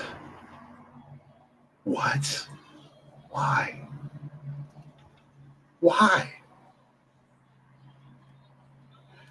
The winning bidder didn't want his name disclosed. Gee, I wonder why. You fucking moron. But it was sold at the room in a Hard Rock Cafe at Times Square. According to Nolan, the runner-up bid was from a potential buyer in China. China.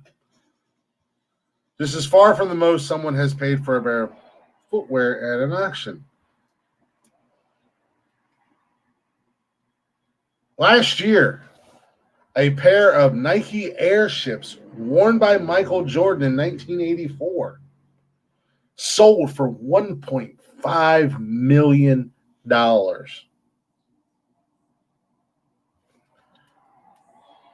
Oh, I'm sorry. A year ago.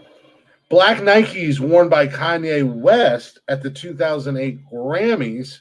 Was that the Grammys where he interrupted Taylor Swift and made himself look like a giant asshole for the first time? Kanye West, what's wrong with you, man? Do you not have family or friends that'll legitimately get you help, bro? You a talented ass motherfucker. And you saying and doing some dumbass shit.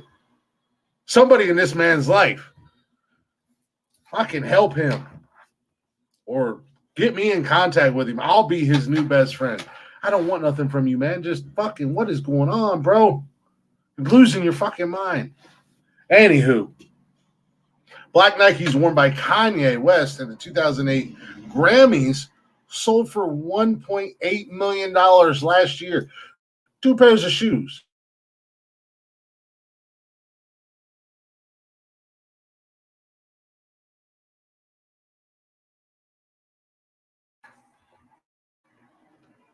That's insane for shoes. You know, like,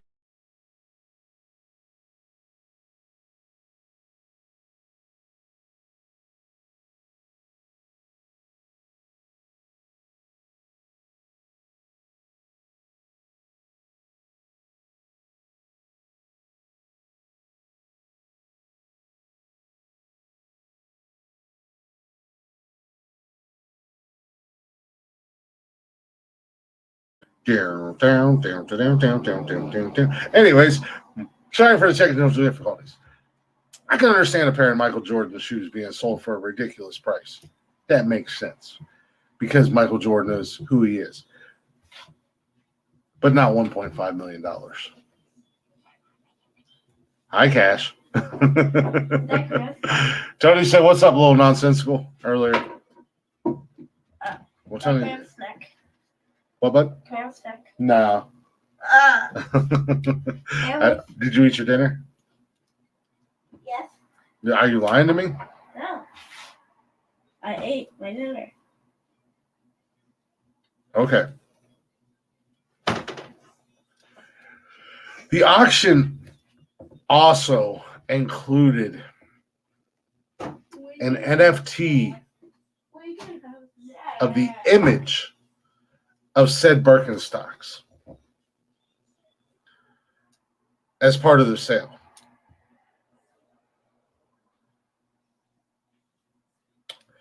But perhaps the most pressing question about the sandals, seeing as the auction house notes that they show heavy wear. Really?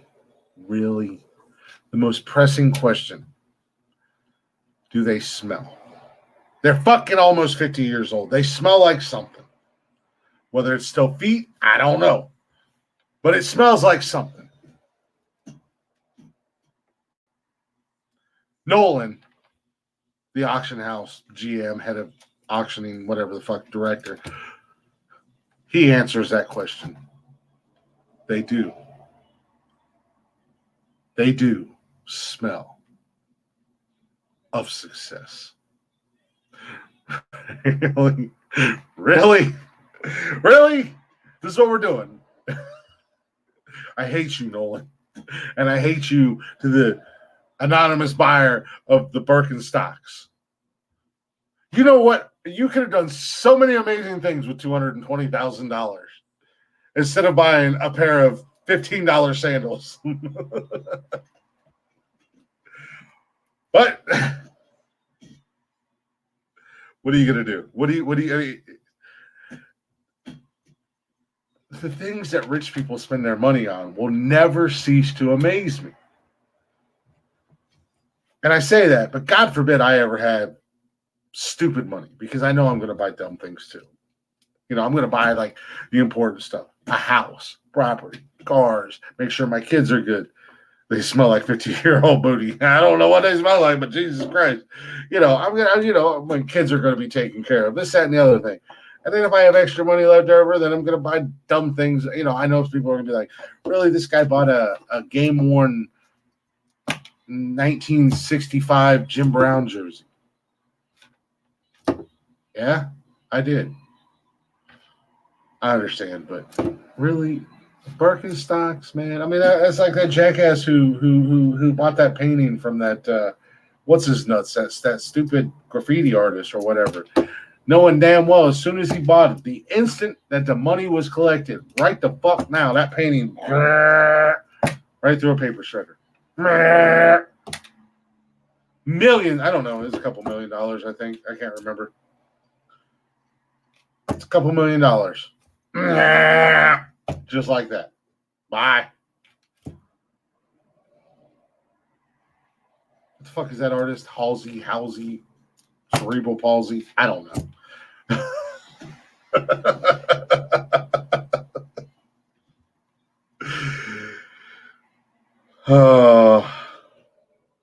Let me feed the baby birdies for you Star Wars fans.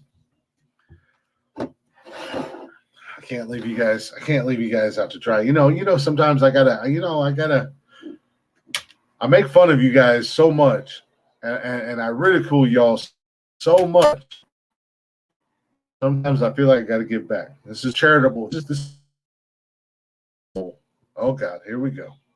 The charitable King Glick Baratheon, the champ. 2 California bakers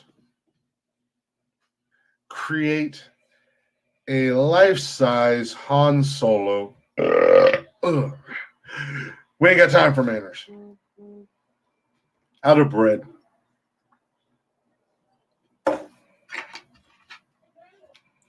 Oh my goodness. Han Solo may be a hunk, but Pan, I hate reporters.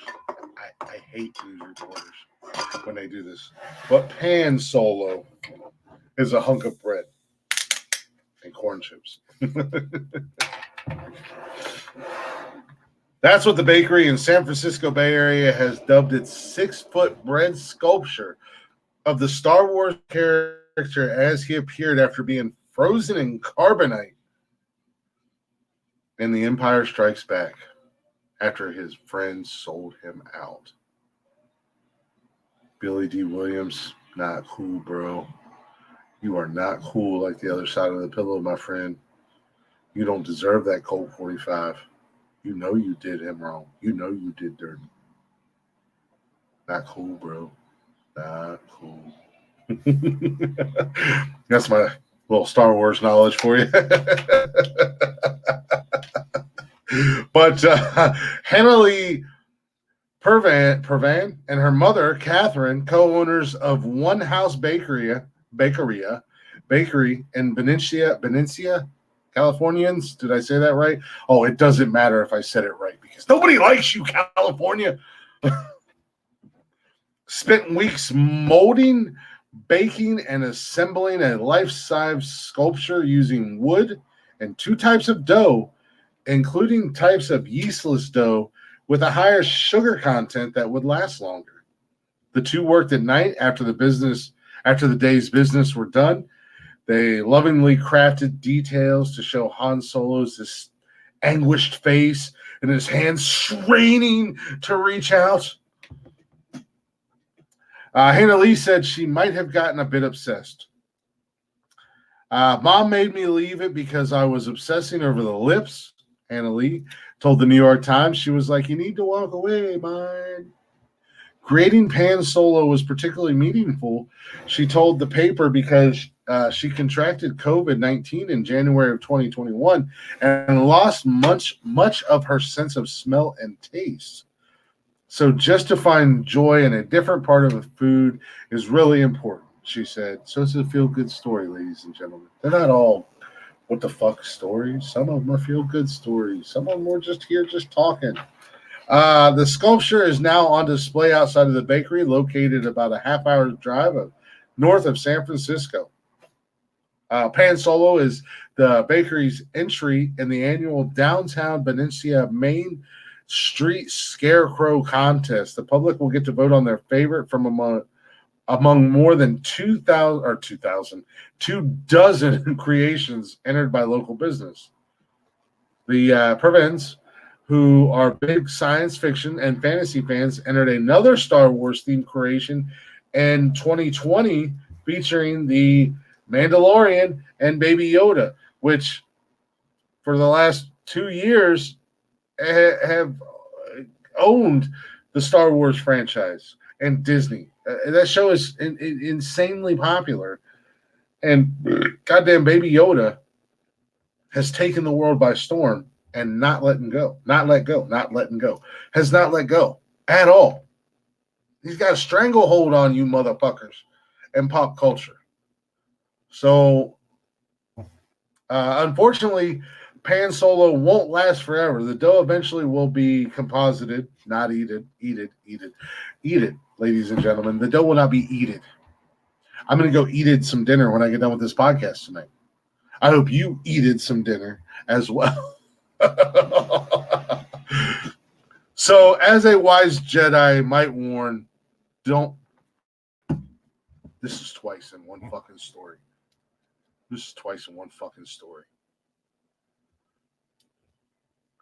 A wise Jedi might warn, don't use the forks, Luke. Y'all can't be mad at me anymore when I say Jar Jar Binks is the single greatest character ever created in the Star Wars universe. Just so you know, because of that one sentence right the fuck there. Really? Don't use the forks, Luke. I'm done. I give up. I try to give you guys a little something. You know, I make fun of Star Wars enough. This is why I make fun of you people who like Star Wars. This is why I make fun of the Star Wars franchise. This right here, that story, I take it back. I wasn't giving you guys anything. I was adding fuel to my fire. Y'all need help. Y'all need to get laid too.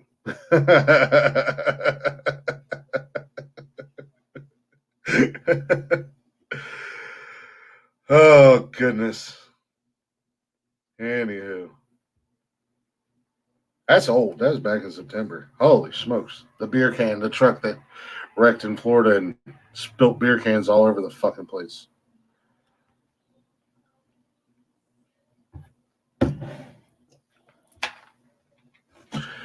Oh, what else do we got? Ladies and gentlemen? I think I'm rocking this fucking solo shit out, man. I could probably do this all the time. Man, yeah.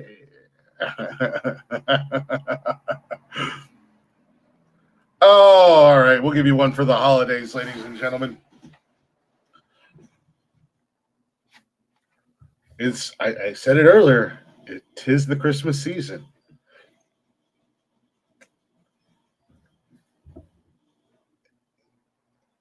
Can somebody please explain to me what figgy pudding is? Actually, yeah. I'm going to Google it. But if you're listening to this, hit us up on the social media, Facebook, Instagram, Twitter, even TikTok. All at Nonsensical Nonsense. Or if you're listening right now and you're just lurking, chime in. What the fuck is figgy pudding? I don't know. I don't know what it is. Bring us your figgy pudding, blah, blah, blah. I don't know what it is. I'm going to look it up, but I still want you guys to tell me what it is. Yeah.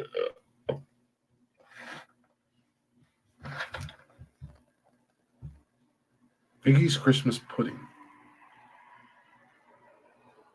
Looks like a giant fucking turd.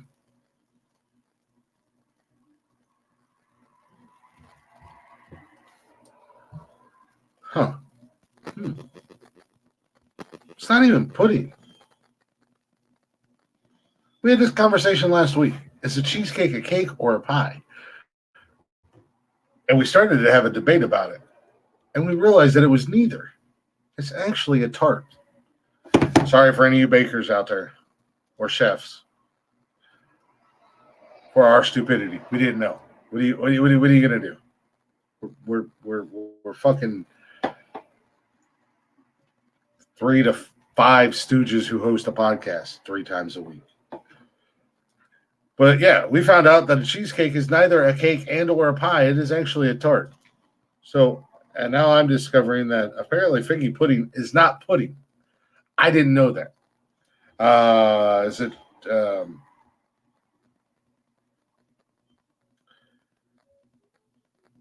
I just lost. I just lost it. We'll try that again. What is figgy pudding?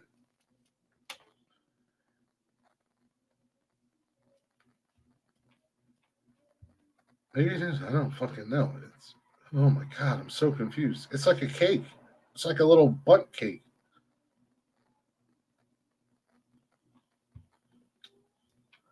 So here, the actual dictionary definition, I didn't know there was an actual dictionary definition. It's a rich boiled pudding made of flour, suet, figs, and other dried fruits traditionally eaten at Christmas. But then down here it says traditional Christmas dishes, usually forming sweet and savory cakes containing a sour, sweet, creamy layer of honey, fruits, and nuts. In later times, rum. Oh, you know what? I think I have had figgy pudding before. I just didn't know that's what it was. Now that I'm looking at it, I think I've had it.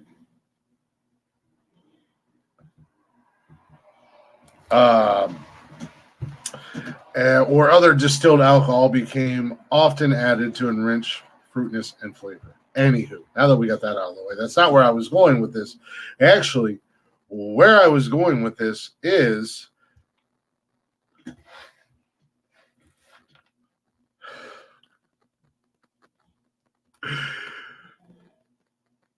some of you country ass bumpkin.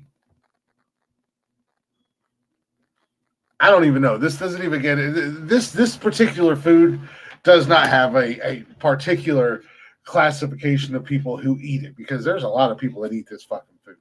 But Spam. All we want for Christmas is Spam.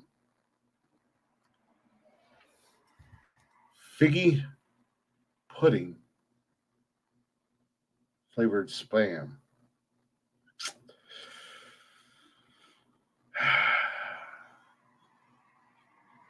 We're going to take a break, and when we come back from break, we're going to dive into this figgy pudding Spam, because my curiosity is intrigued. I'm also really disgusted at the same time. So hopefully your curiosity and you are equally as disgusted, because when we come back from break, we're going to read this article and dive into this lovely combination of a concoction, because it sounds horrendous. I don't like Spam. I think Spam's gross. I don't care if it's raw or if it's fried. It's gross. And now you're going to make a figgy pudding flavored Spam. Yo, come on, man. Come on, man. Really? Like, damn. Anywho, we'll take a real quick break. We'll be right back here in a few minutes after a little Rumspringa. Check our guys Rumspringa out on all them social medias, Rumspringa_live. And I've been telling y'all for a few weeks now, if you're in the Columbus area or if you're in Ohio, December 17th, they got a show coming up in January. I got to verify that date as well. But December 17th, they will be live with a couple other bands. I'll be there. Come hang out. See the guys, meet the guys, and enjoy their music. But we're going to do a little Rumspringa with their cover of Slither. We'll see you here in just a few minutes.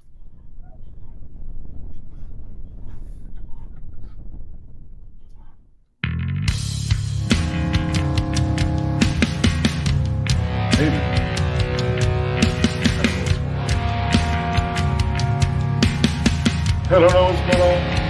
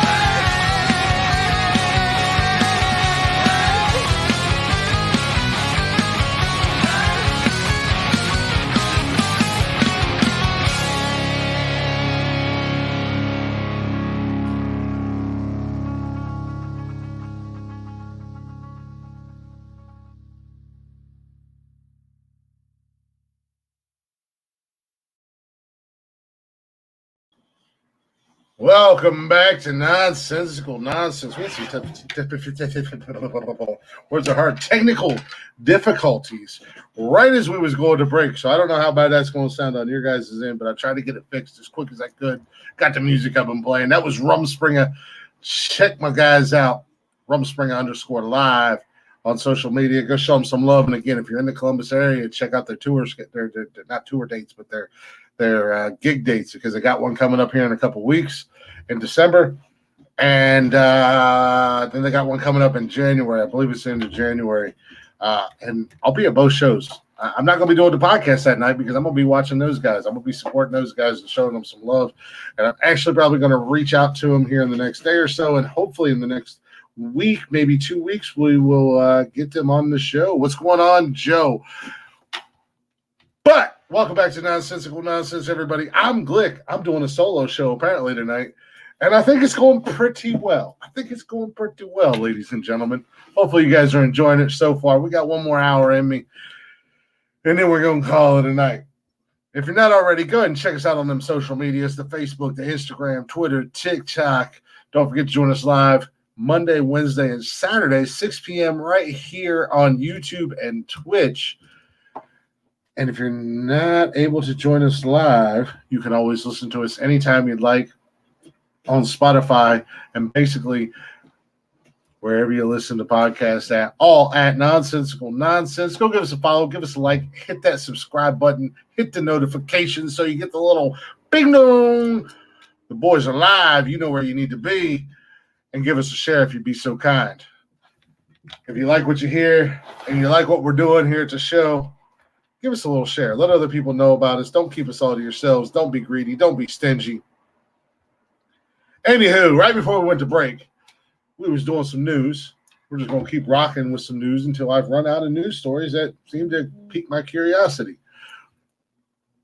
And with that being said, we were talking about spam. And we were talking about figgy pudding.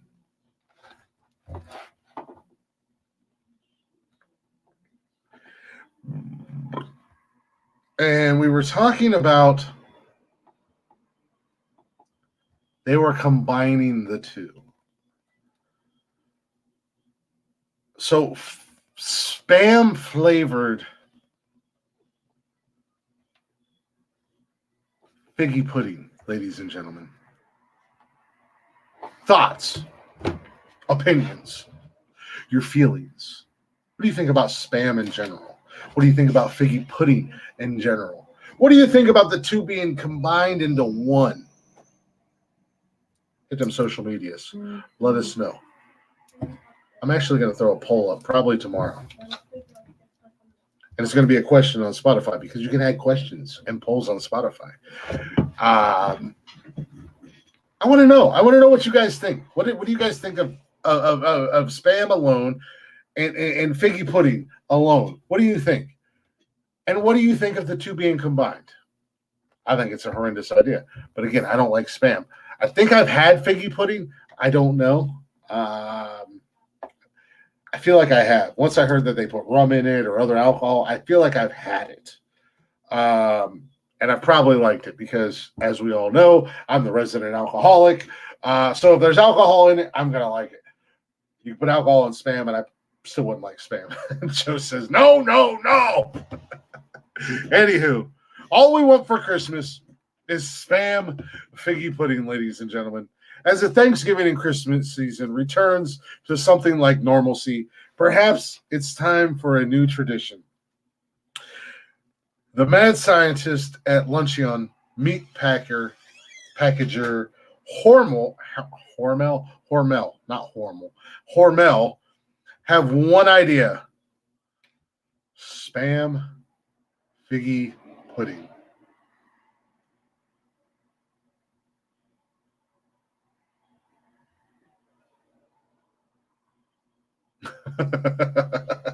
Tell him you can buy all of the episodes of the show and have us. I'm wearing a Cleveland Browns shirt because it's Victory Monday for $200 million. Anywho, what you might be asking and why The first question is easier than the second. Let's start with what's in the classic spam: pork, sugar, water, salt, potato starch, sodium nitrate, and a preservative. The new seasonal spam includes the additional fig and orange flavors, cinnamon, cloves, nutmeg, ginger, and allspice. And as ever, it is shelf stable in case of the apocalypse. So, in other words, you can get your figgy putty spam and you can put it in your doomsday closet with right next to your fucking Twinkies, another disgusting food item that never expires. Spam and Twinkies are the only two things on the planet that'll last longer and survive longer than cockroaches. I said what I said. Again, it's only my opinion, ladies and gentlemen. Don't take this as fact. This is fact, spam piggy pudding. But spam and Twinkies outlasting cockroaches is just an opinion that I have. Both of them being disgusting. Again, my opinion.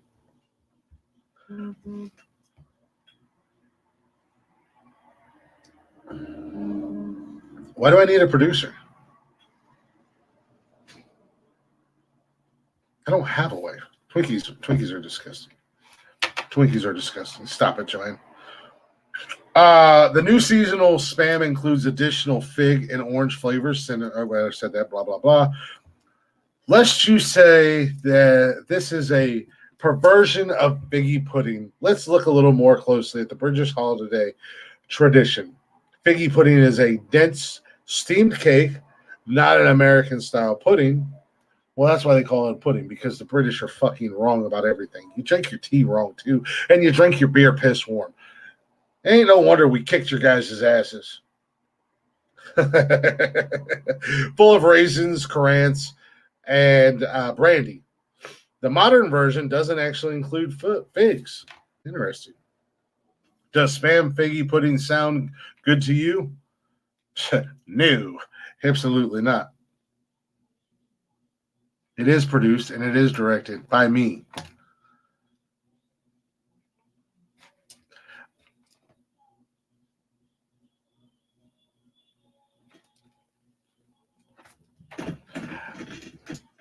I'm gonna steer the. I'm gonna finish this story and I'm gonna address your comments there, Mr. Know-It-All. Does spam figgy pudding sound good to you? Okay, in that case, you may need to move quickly if it does. The product launched last week and is already sold out at spam.com and Amazon. This shit has literally sold out on the spam website and on Amazon. Amazon, probably one of the largest click and buy sites on the planet at this point.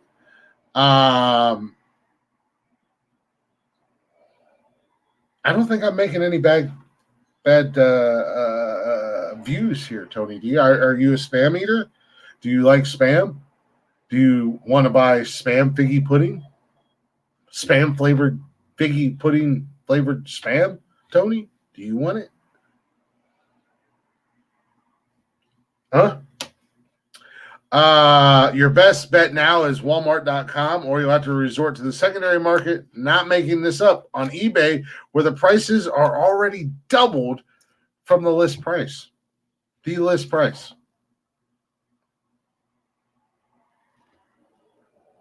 In terms of why the company explains its reasoning, thus the makers of Spam Brand wanted to create a limited edition seasonal variety that captures the magic, warm flavors, and nostalgia we all crave during the holiday seasons with spam figgy pudding. The brand did that all in one can. Well, spam, apparently there's an audience for it. There is a market for it. And as I said, this is only my opinion. I don't like spam, so I can only speak on mine. So, Jay, to address your comments real quick in the chatters box. When you actually have an audience and when you actually have people that care to watch you just be completely inebriated and stoned out of your mind and all that, then you can talk to me about producing and directing and growing a fan base. I'm just saying, create some actual content and then talk to me about creating content. I'm not bashing you, but you come in here every time with the same bullshit. And I've been doing this for a long time.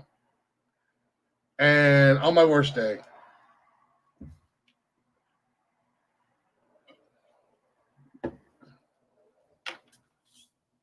don't come. I've told you before, and you know better.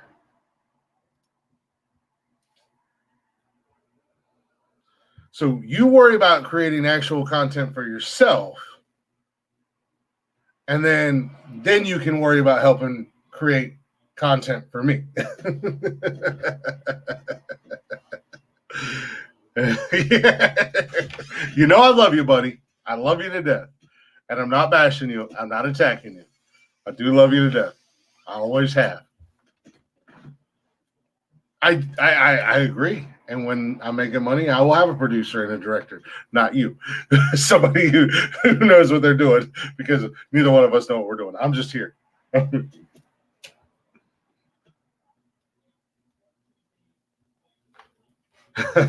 I love you more.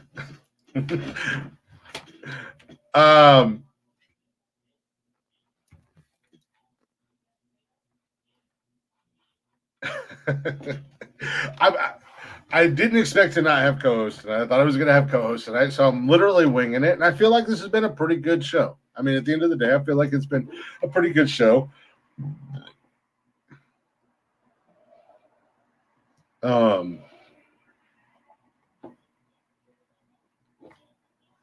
Not going too bad. Could be better. This guy, he's going to come in and you need me. This has been the best show we've ever had. Without I've had enough of this shit. I've Oh, had Mike. enough of this shit. Without any Enough of this shit. me, just fucking me, just a fucking. I don't what's going on? What's going on, man? How's work going, Bubba? Work's actually really good. I got about extra 5 minutes I'm taking, so I'm gonna make this quick. Nice. You do need me. You're struggling your ass off. You can't even read the news without talking shit. Get the fuck over it, man. You act like that's something new. I mean, Hashtag I words only are do hard. so much, dog. Hashtag do words so are much. hard has been a catchphrase Listen. since the first episode. Watching you is fucking harder than words. Watching you makes you hard. Watching me makes you hard, huh? No. Huh? No. You're welcome, sir. Fuck that. Oh, Jay, let me tell you something. This dude had been doing this shit. We about to hit 200 episodes. I can't even say nothing because they ain't booed his ass off yet. Of course we want to help. Of course we want to contribute. Do me a favor. Get up here and do such like I tried to do. And I do say try because this motherfucker's hard-headed. Mama Glick, how you doing? Buster Rubber, how you doing? Amanda, how you doing? J-N-Y, how you doing? All that good stuff. Everybody up in here, what's going on? Yes, I'm at work. No, I couldn't make it. I had no idea who's going to be up here by himself. I don't know where Mike is. He was supposed to be here already. Smoke was in the house. What's going on, Smoke? Yeah, I know. Mike, I mean, you seen the group chat. Mike was supposed to be coming in. Yeah, he said he was going to try to make it. But, you know, he's normally late running home or something. But if he got the kids, I ain't even going to worry about it. Yeah, I don't think he has the kids. I think he said something came up or something happened or something like that. But no, it's all good. I honestly, the Chatters box was kind of lit in the first hour. You and Smoke were there. A few other people were there. We was having fun. Second hour, I rolled in and talked a little sports shit and went into the news and, reading the news by myself and just kind of having my own opinion and speaking my mind really wasn't, I don't think it was that bad. I feel good about tonight's show. This motherfucker. Jay is a damn mess. Jay, I know the only reason you're over here is because nobody's on airtime. It's okay. Mike is a ratings queen. Mike is not so. Leave Mike alone. It's going to be good to see him up here. Do you not remember what my people did to your people? Do you really want to come up here, Jay? No. Oh, let's start. We can talk about what your people did to my people first, and then what my people did back to your people. Don't get me fucking started. Smoke said last night. Smoke was like, "Click, come up in here." I'm like, "Yeah, I'm not coming into You this better conversation. fucking not. I am not bringing my white ass into this conversation. You got me fucked up. I love you, Smoke, but you got me fucked up, homie." just throw my white ass right up in here, like, "Hey, what's up?" Oh, yep. This is a tough room. I meant to ask you, when I went on his show, was I on your account or was I on my own? I know that you had popped up. No, you were on yours. I popped up. I got the notification Smoke was live. Right. Yeah, no, I popped. I knew. I got the notification Smoke was live. And I was actually in there earlier, and I listened to a couple episodes, and then I got sidetracked. I was playing Call of Duty with Cameron, and then when him and I got done, I jumped back in for a few minutes. Gotcha. That was so. Fun. Smoke was like, funny shit. It was a cool show. I just again, I know where I can. Smoke sent me the invite. He said, "Click, pop him in here." I'm like, "Yeah, no. I got the black TV shows, y'all talking. I got Tony said some shit about what's her name and acrimony, and then it turned into man versus woman and everything. I'm like, yeah, no, I'm keeping my white ass right here in the comments where I belong.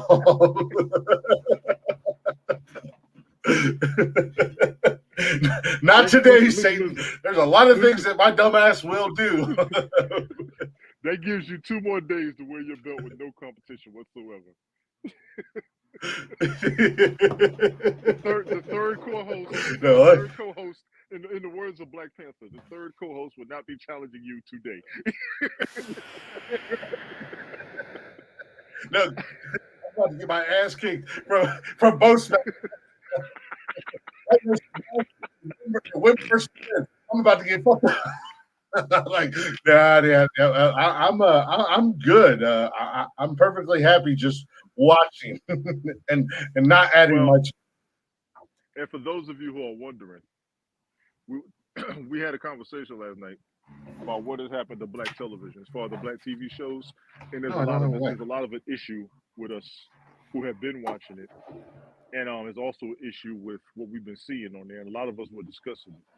It was actually a very open conversation, very true. It came down from a statement Candace Owens made about what's on black television, and as much controversy as Candace Owens has, she was correct in what she said in a lot of our opinions. We don't like what the hell we're seeing compared to what we used to see. And the Cosby Show is the biggest example. I will stick with that. The Cosby Show was a great damn example of what we need to see on black television. Aside from what we got right now with a lot of broken homes and fucking drama. Well, yeah, I was, and that was something that I watching last night, being on the outside looking in. That was going to be something that I was going to say. Was back in the day, black television and even white television. I mean, it doesn't have to be a black thing or a white thing. It was a lot of family orientation. I agree. It was very, very family orientated. Very, the sitcoms. The sitcoms had a formula. We have a problem at the beginning of the show. We work through it, but at the end of the day, the family comes together, and you stick together. But it does, and it does seem like it's more prevalent in black television today. It's all about the fucking drama and the fuckery and the nonsense. Like, and if Jesus Christ, if we can also add a lot of white television, because there was a lot of bullshit with Melrose Place and Desperate Housewives. Desperate Housewives, Melrose Place, Beverly Hills 90210. I mean, that's why I said it's not necessarily a black thing or a white thing. It's just we just cover black television specifically. Yeah, it was a societal thing. I mean, it's a society that we live in. Unfortunately, back in the day, it was wholesomeness and even a show like Roseanne.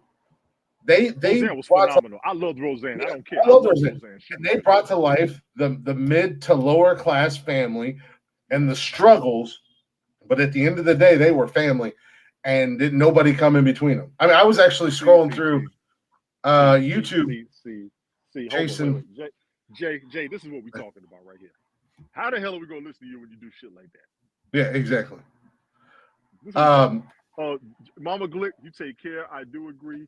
Soul Train was great, but I will not deny I did love Dance Fever. I did love American Bandstand. I loved a lot Oh, of yeah. those shows back in the day because All we those shows used to were watch cool. it.